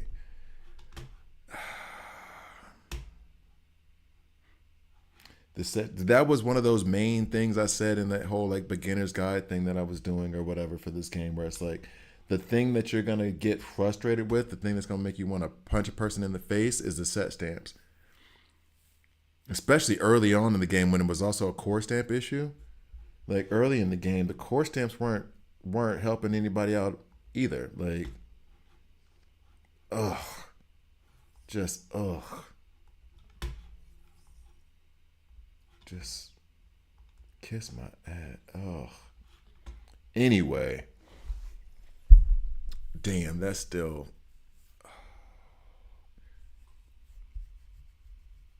All right, let me stop. All right, so Night Raid, nada. I can't do anything with this right now anyway with the screen lagging like this. I'm going to end up like closing the stream down a little bit. I'm just chit-chatting with you guys and BSing around until I actually quit or until I actually like stop for the day. I might run some auto stuff, but I'm just basically goofing off while I check a couple things on my phone before I call it a stream, just so I can say, hey guys, what's up? Because I ain't seen y'all. Also, because the reason I didn't see you is because my homegirl had me like, we were chatting on the phone and I just ended up losing track of time because we were talking about some different anime that I need to try and that she should try too. So I got kind of caught up. I'm going to start, supposedly, I'm going to start Fire Force today. After I get done to listening to Unsportsmanlike, I'm going to start Fire Force. See what that's all about. Like This Matters. I mean, see how much lag that is? Come on now. Love me better. Love me better. Let's go ahead and try what Hakeem was recommending, which will be...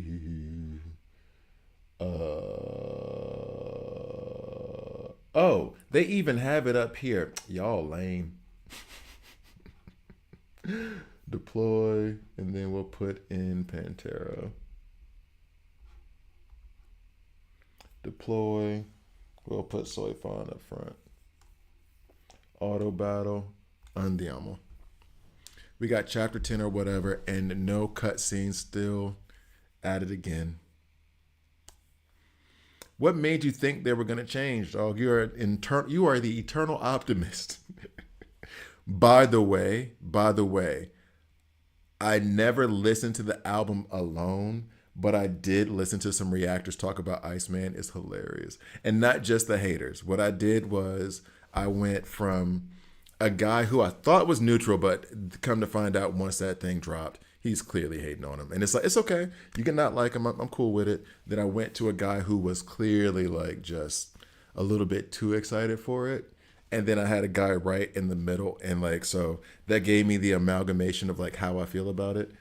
And one of the things the guy in like the neutral side said, which was very, very poignant, is that so many people were like, why does he sound like this? Why does he sound like this? And it was like, man, this is so laggy. Why does he sound like this? And they were like, it's a Drake album. He sounds like Drake. Soi Fon over Pantera-ish. Okay. So like this was the argument. This is the argument. And then I'm gonna get back to you, Hakeem. This is the argument that I'm postulating. Okay. We all know, or at least we should know now, tactical characters over everything else. Then support characters over full assault. Right? That's how I would roll for the last two, but everybody says tactical's better. I've pulled Pantera already. Man, this is laggy.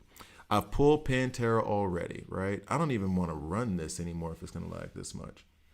So that means that, am I going to try for a dupe of Pantera or a dupe of Soi Fon? I'm going to go for a dupe of Soi Fon over a dupe of Pantera. Now, Pantera I do love, but then I went back and thought about it. This was also biased because it was then Creepy Dude versus Aizen. I went Aizen, no doubt, no hesitation. Now, that was because Aizen was B4 and I wanted him B6. However, if I went back and just said B0 Aizen versus B0 Creepy Dude, I want more B0 Aizen. I want to dupe that. I want Aizen to be duped more than I want Creepy Dude to be duped. So this isn't to say Pantera isn't good. Truth be told, we can't evaluate it properly because The community saying there's a bug on them, and then the developers are saying it's fine so far. They can't find the issue, whatever. So I can't even properly evaluate Pantera, but the overall concept of I'm taking tactical over damage and it's not close holds fast. So I have my Pantera. I like him. Like him. I like Grimjow, and I don't even like the Pantera version of him, but it is what it is.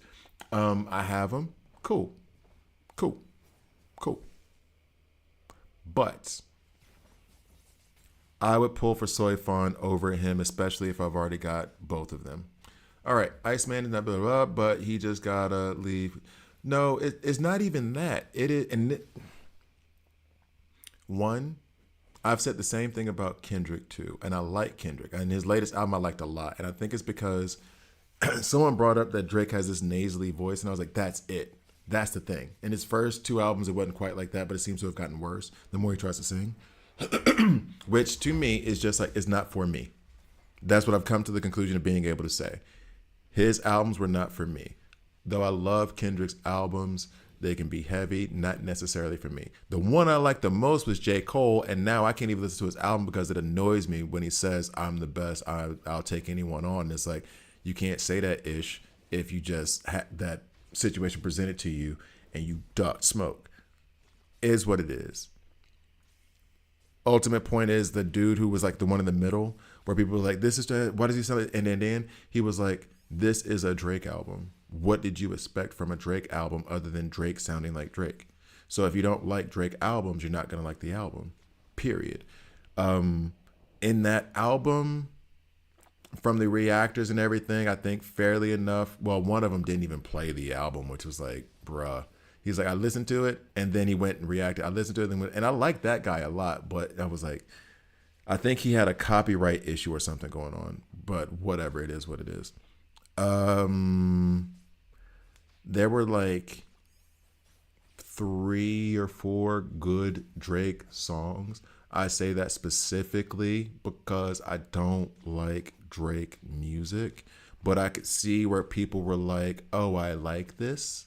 However, it's not for me. What would I rate it out of 10?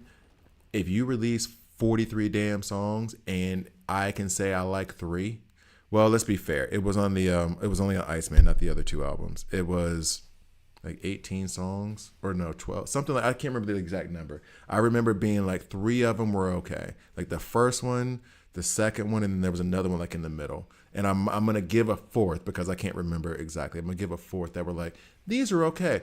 I'll never revisit them. It's not a good album.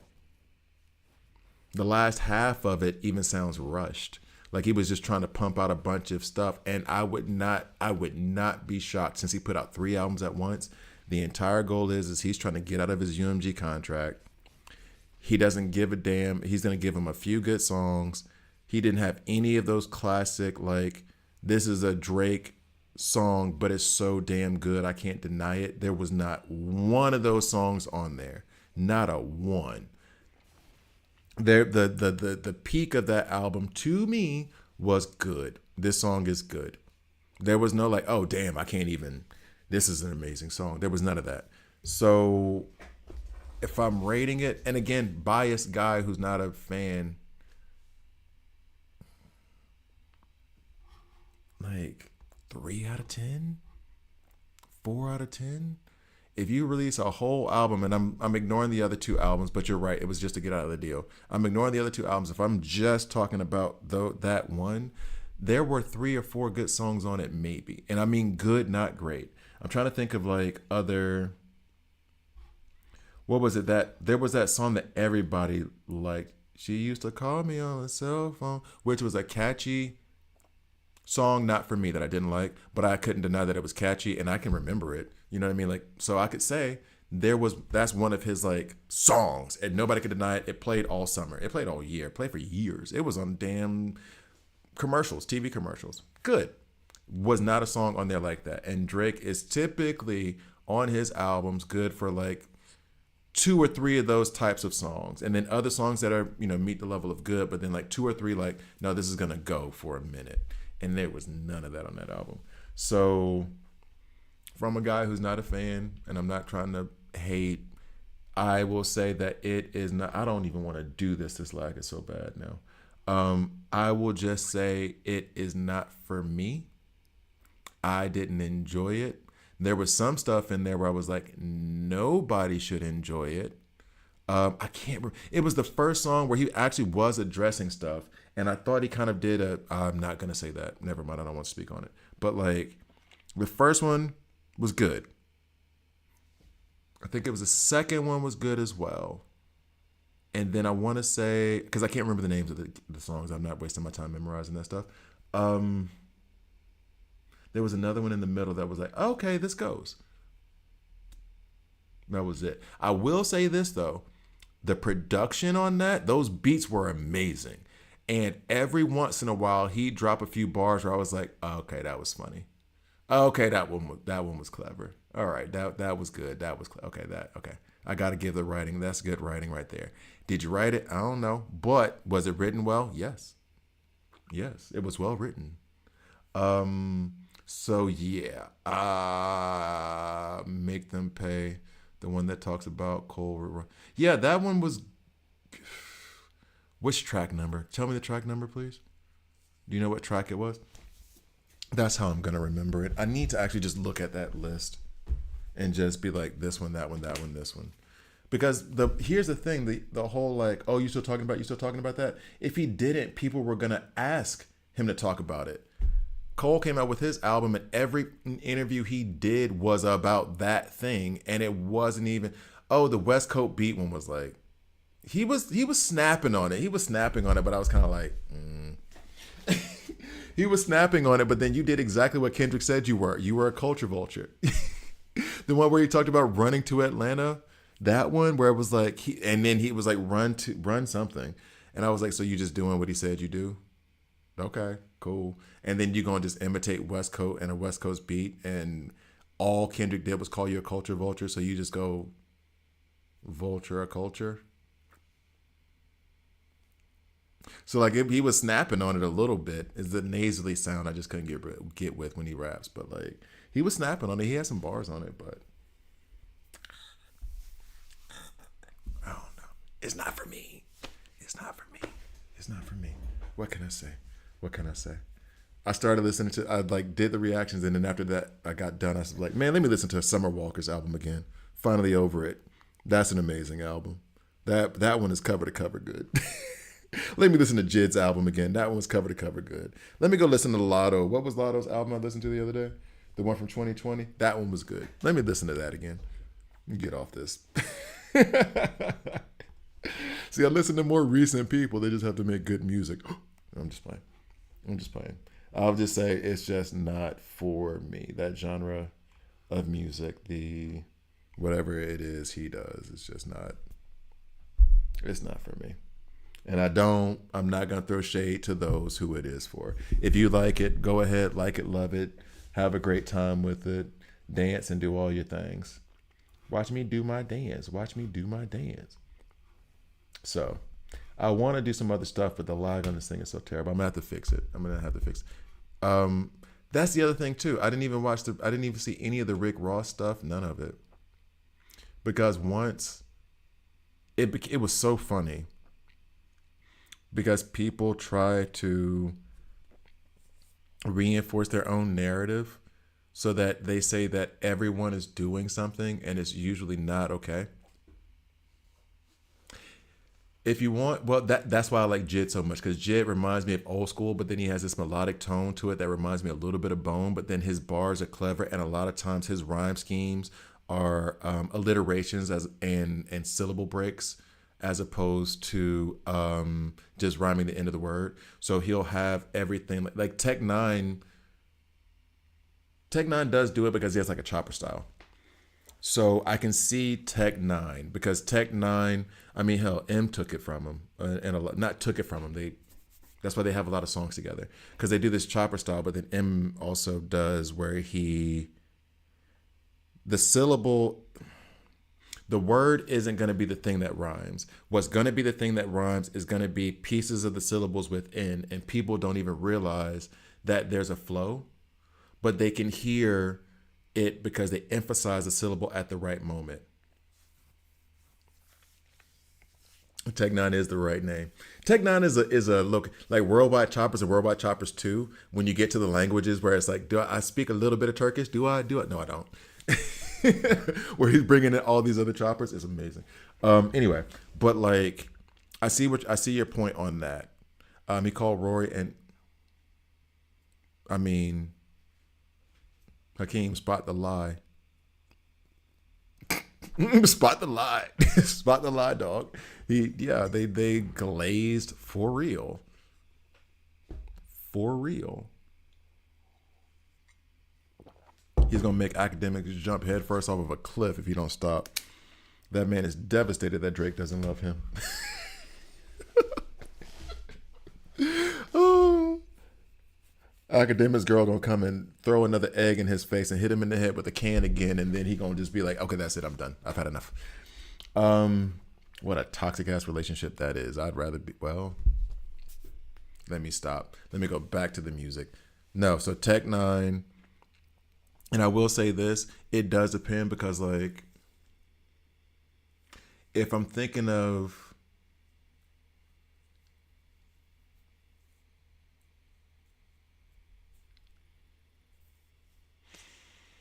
is that what your life is? Okay. Okay. Maybe it's me. I have never sought so much the approval of another person that was not a member of my family. And even then, that came to a limit. You know what I'm saying? Like, I want to make my uncles proud. My Uncle Bud, my Uncle Stanley, Uncle Jerome. I want to make them proud. I want them to be proud of me and the man I become because they raised me. They raised they were the men who were the influences in my life. I want to make my mama and my grandmama proud. Rest in peace. I want to make my sister proud. I want to make my niece proud. I want my kids to be proud of me. I don't give up about anybody who I don't like know like that. And all that's to say is you got your OVO chain and you are so happy that a man you do not know is proud of you. And that is just wild to me. I would say, like, I'm trying to think of any. There's celebrities I like. Hold on. I'm trying to think of somebody who I like really, really admire. I always talk about Jid. He's my favorite rapper, right? He's my favorite rapper right now, right? Like of the recent like things. Like growing up is different. But like right now, Jid is like my favorite, right? I don't know if they have a chain thing or whatever. If Jid saw my stream was like, man, you know what? You really doing your thing, blah, blah, blah, blah. I love it. Here's a chain. I'm like, man, bro, I appreciate it. I love it so much. I appreciate this so much. I really love it. And that's it. I'm not going to bend over to seek his approval. I'm not gonna glaze if that's what the kids call it. I like, man, love his music. No, I recommend it to anybody. I'll talk about the skills and the technical skills and all the other stuff all day. But like, I'm not gonna compromise who I am as a man and as a person.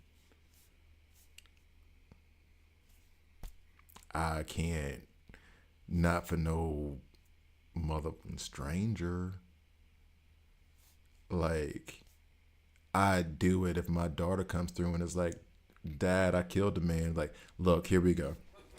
Get in the house. I never saw you.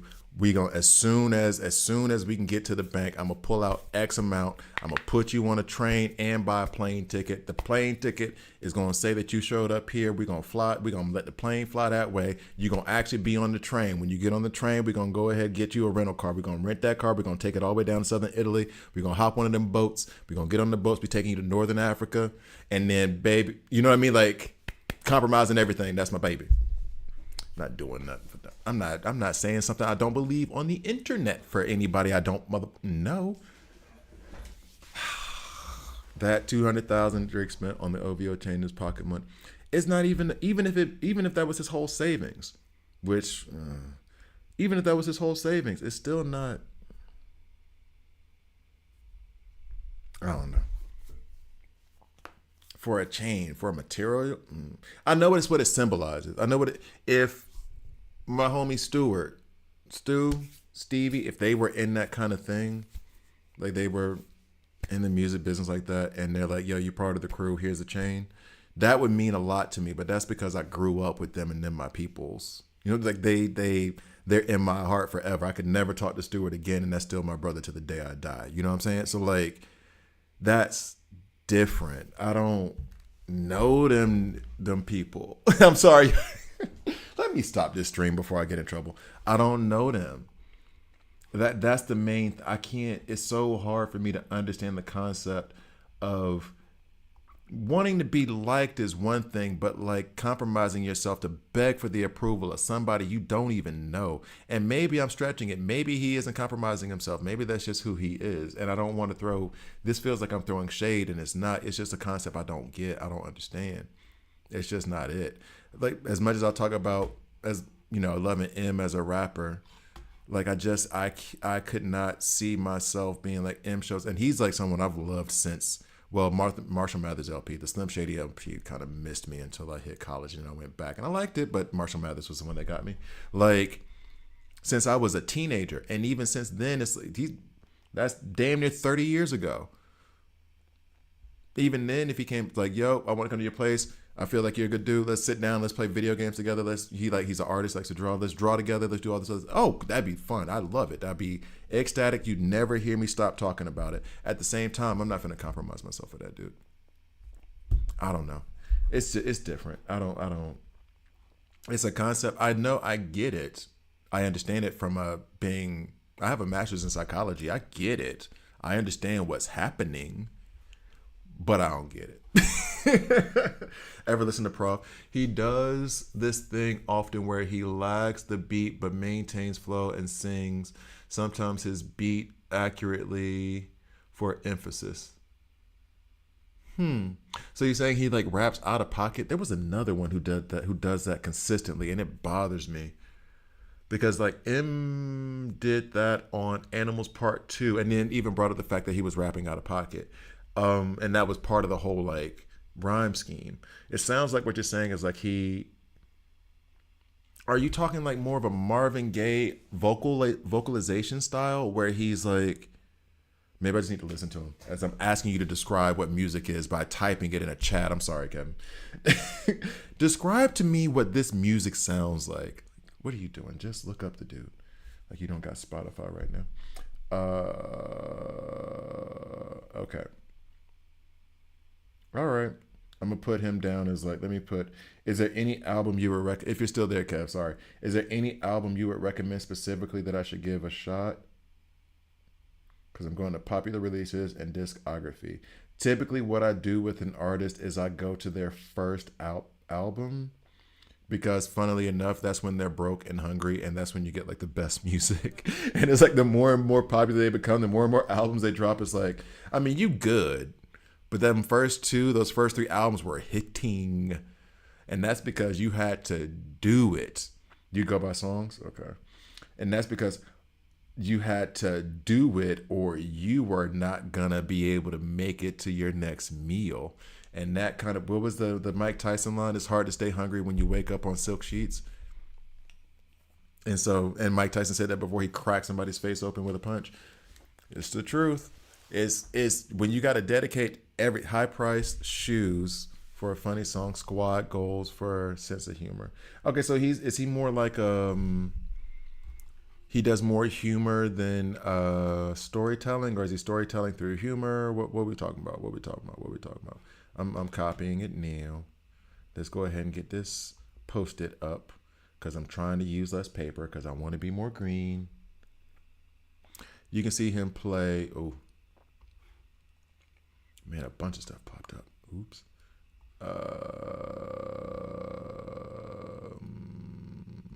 This was for.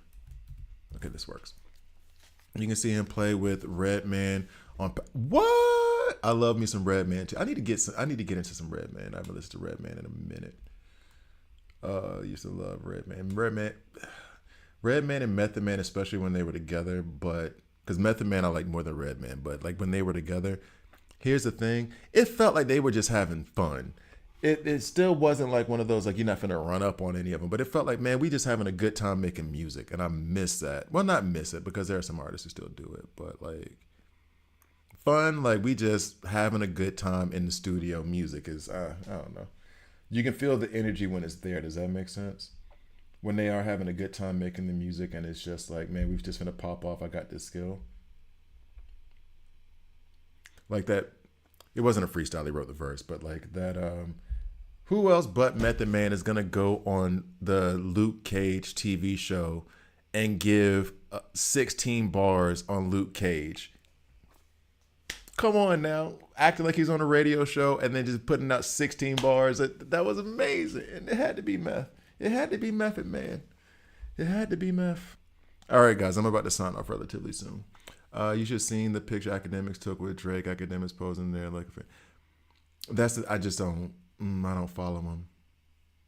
I think I can vibe with any type of music besides rock and roll. There's something off about that. You know what's funny? I used to say that I could vibe with anything but country. Rock and roll I can still even vibe with a lot. And I don't know what vibe you go for, but like Foo Fighters were my favorite band for like the longest time. I even went to a Foo Fighters concert, which was a very funny story. Which was a very, very funny story that I'm not allowed to tell on YouTube. Because it involved some things that like just certain words that I don't want to say on this channel. But no, like there's I even had we won't go. Like Linkin Park I would rock with a lot. Heavy. Still love them. Rest in peace, Chester. Foo Fighters for real. I liked Fuel for a little bit. I liked and that was based off of a friend. Fuel and they sang Shimmer. I can't remember that band name. They sang Shimmer. Them I used to rock with. But that was because of the homegirl Anna. I need to message Anna back. I would even, when you get angry, like putting in Godsmack, there wasn't nothing wrong with that. Being upset and working out and listening to Godsmack will get you through some I'm mad at the world times. If you put in Eminem, DMX, and Godsmack, you are getting out a lot of aggression. All your stories involve something that you can't discuss on YouTube.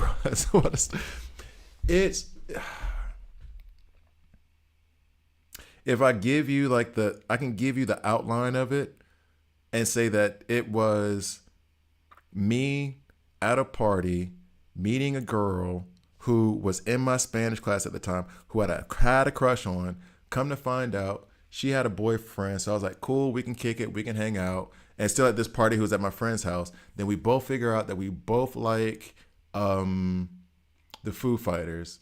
And that she told me they were supposed to be in Atlanta. They were in Atlanta that night at the party. Like, oh no, we can't. And then she was like, where's the next one? And it was Fort Lauderdale. And she was like, you know what? Let's go. And I was like, what? And she remember we're in college. I was like, what? If Fort Lauderdale, by the way, we're in Auburn. Atlanta's an hour and a half away. Reasonable. Fort Lauderdale, 12 hours away. She was like, no, let's go. Let's take off. I won't say. This is where the story gets to a point of where I can't give too many descriptions. I said that I would go. We ended up talking about the piercings that I have. And for those of you who are like, the piercings that you have, I have piercings that remain that you cannot see on this camera. Put it that way. I don't have my ears pierced. Got nothing in the face. I have piercings that you will not see on this camera, right? I said, funnily enough, to the girl who was paying for the trip, because I was like, I'm not paying for it. She's like, to the girl that's paying for the trip, I was like, all right, I'll go, but only if you get something pierced that I have pierced. Let's put it that way. Now, mind you, my friend at the place, he was a piercer, tattoo artist. This was at his party. And he was like, all right, then we'll go open up the shop right now. Mind you, this is about, by the time we've come to this decision, the sun is coming up. Right? By the time we've made this decision, the sun is coming up. And I'm like, all right, cool. I won't say that any of those details of what happened next. Then I was like, wait a minute. You went to a party at like 10 o'clock at night, 9 o'clock at night. It is like 6:37 in the morning now. We're in a tattoo piercing shop.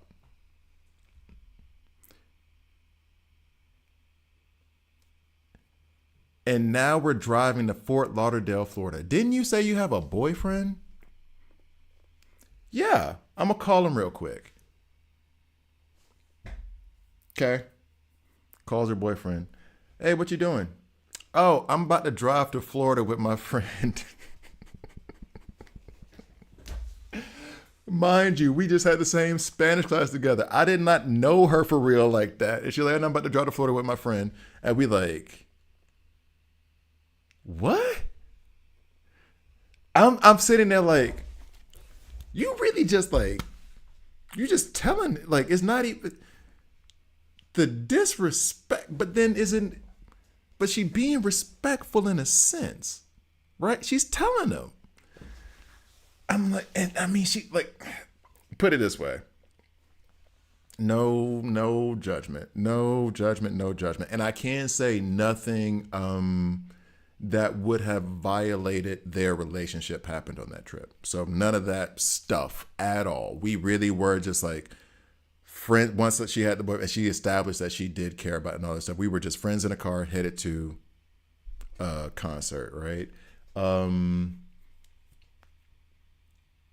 The idea that you are on the phone telling your boyfriend that I just met this random dude, which you say is your friend, that ain't true. We've been friends for 3 hours. And you're headed on a 12-hour drive. 12 hours there, 12 hours back. It might have been more than 12 hours. Anyway, like calling your boyfriend to tell him that. For real? Okay. You also didn't tell him that this must have been a surprise when you got home because you didn't tell him about getting pierced.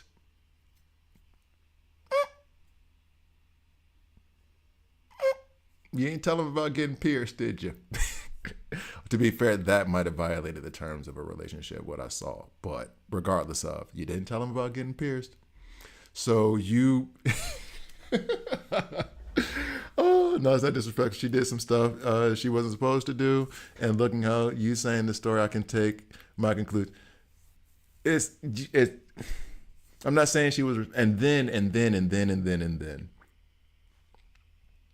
I kid you not. We are 30 minutes into this trip. We have barely left the city. And then she drops a question on me, which is the question I cannot repeat on YouTube. But it was like, she asked me that question and I was like, you just opened up all of your personal bedroom business about you and your boyfriend to me, a guy who has known you a few hours. And now we got to sit in this for the next 11 hours. And we got to talk about it because you need someone to talk to, right? Okay. I was smiling too hard about the story. No, it was a funny story. It's a funny story. And it's not even and that's one of the tame ones. I've lived a life. All right, guys. Before I incriminate more people. It was a fun trip. We saw Weezer open. That's what made me love Weezer. I listened to albums before, but their show, it was so good. And then we got there. We had these nosebleeds ass seats. I don't know if she was, if I'm being honest with you, but it is what it is. We had these nosebleeds ass seats, right? And we're standing up there like it's a stadium, and our backs are to the wall. And I was like, no, we're not doing this. She was like, what do you mean? I was like, we did not come down here 12 hours. We did not drive all this way from Auburn to Fort Lauderdale. You guys can Google how long it takes. We did not drive all this way to stand up here at the nosebleeds for them to look like this. And she was like, well, I was like, no, come on, let's go. Like, what are you going to do? No, we getting better seats. So we start walking down the stadium, looking for spots, right? And so eventually we get down a couple levels and we go out to where, you know how like the stadiums have that big entrance and then you can like go up to your seats like left and right and everything. So we get to this like big entrance and we just start like kind of just chilling on the side and watching from there. And we're still pretty far away. It's like, all right, cool, whatever. So we're chilling there. And then one of the, I'm going to call them ushers, I don't know, security. They come up and they're like, you guys, not mean. He was actually pretty polite. And I think he knew what we were doing. He was like, you guys can't stay here. Like, this is a fire hazard. You guys have to go. And he was polite. He wasn't like he wasn't bullying or anything, doing his job. He was like, okay, cool. And so then she's thinking like, all right, we got to go back up. I was like, no, No, we going down. We go further. We get closer to the stage. We're not backtracking. What are you talking about? We keep going down, and then we end up like close. I don't know how to describe that here. Okay, can I use a video game to describe this? I really can't. Do you know when you go to, I can't believe I'm using a video game to describe this. When you go into, not Frenzy Challenge, it is Trials. Rewind, yep, that one. This one. When you go into the, I can't challenge it anymore. When you go into this one with Aizen, you know how when you first come in, Aizen's like far away, and then you have to make up that space at first? Cut that in half, and that's about where the stage was, right? So that's where we are. Like, I am literally like, I'm seeing the stage, and we're trying to be like, we're like, oh man, we're in a good spot. We got, and she's like, we should go back. I was like, no, we're good, we're good. This is why I like Germans to this day. There were 4 German tourists who had come to see the Foo Fighters, and they're standing up and they're like singing or whatever, and they look over and they see us, and they're like, you want our seats? I mean, you guys can sit down. We're not going to be sitting at all. We're going to be standing this whole time. And we were like, what? We sat down in their seats and we just chilled. And I'm telling you, like, you could see Dave Grohl with the guitar just right there on stage. And I was like, bruh. And spent the entire concert, because Weezer opened and we saw like a good portion of Weezer before I was like, I'm not tolerating standing up this far up. I'm not going to do it. So then we end up like, I could have literally taken like a can and thrown it and hit him. And I would, and not even like I would have had to football throw that. I could have been like, whoop-ah, bam, security. You know what I mean? Like, I was right there. It was so good. And we spent the rest of the time watching that concert. Then we drove back, or she drove back, because I wasn't allowed to drive her car. And I was like, you want to drive for 24 hours straight? That's fine by me. Anyway, thank you guys for watching. There's the story. I was able to tell it cleanly without too much hazard. It was a mostly wholesome story. You guys have a good one.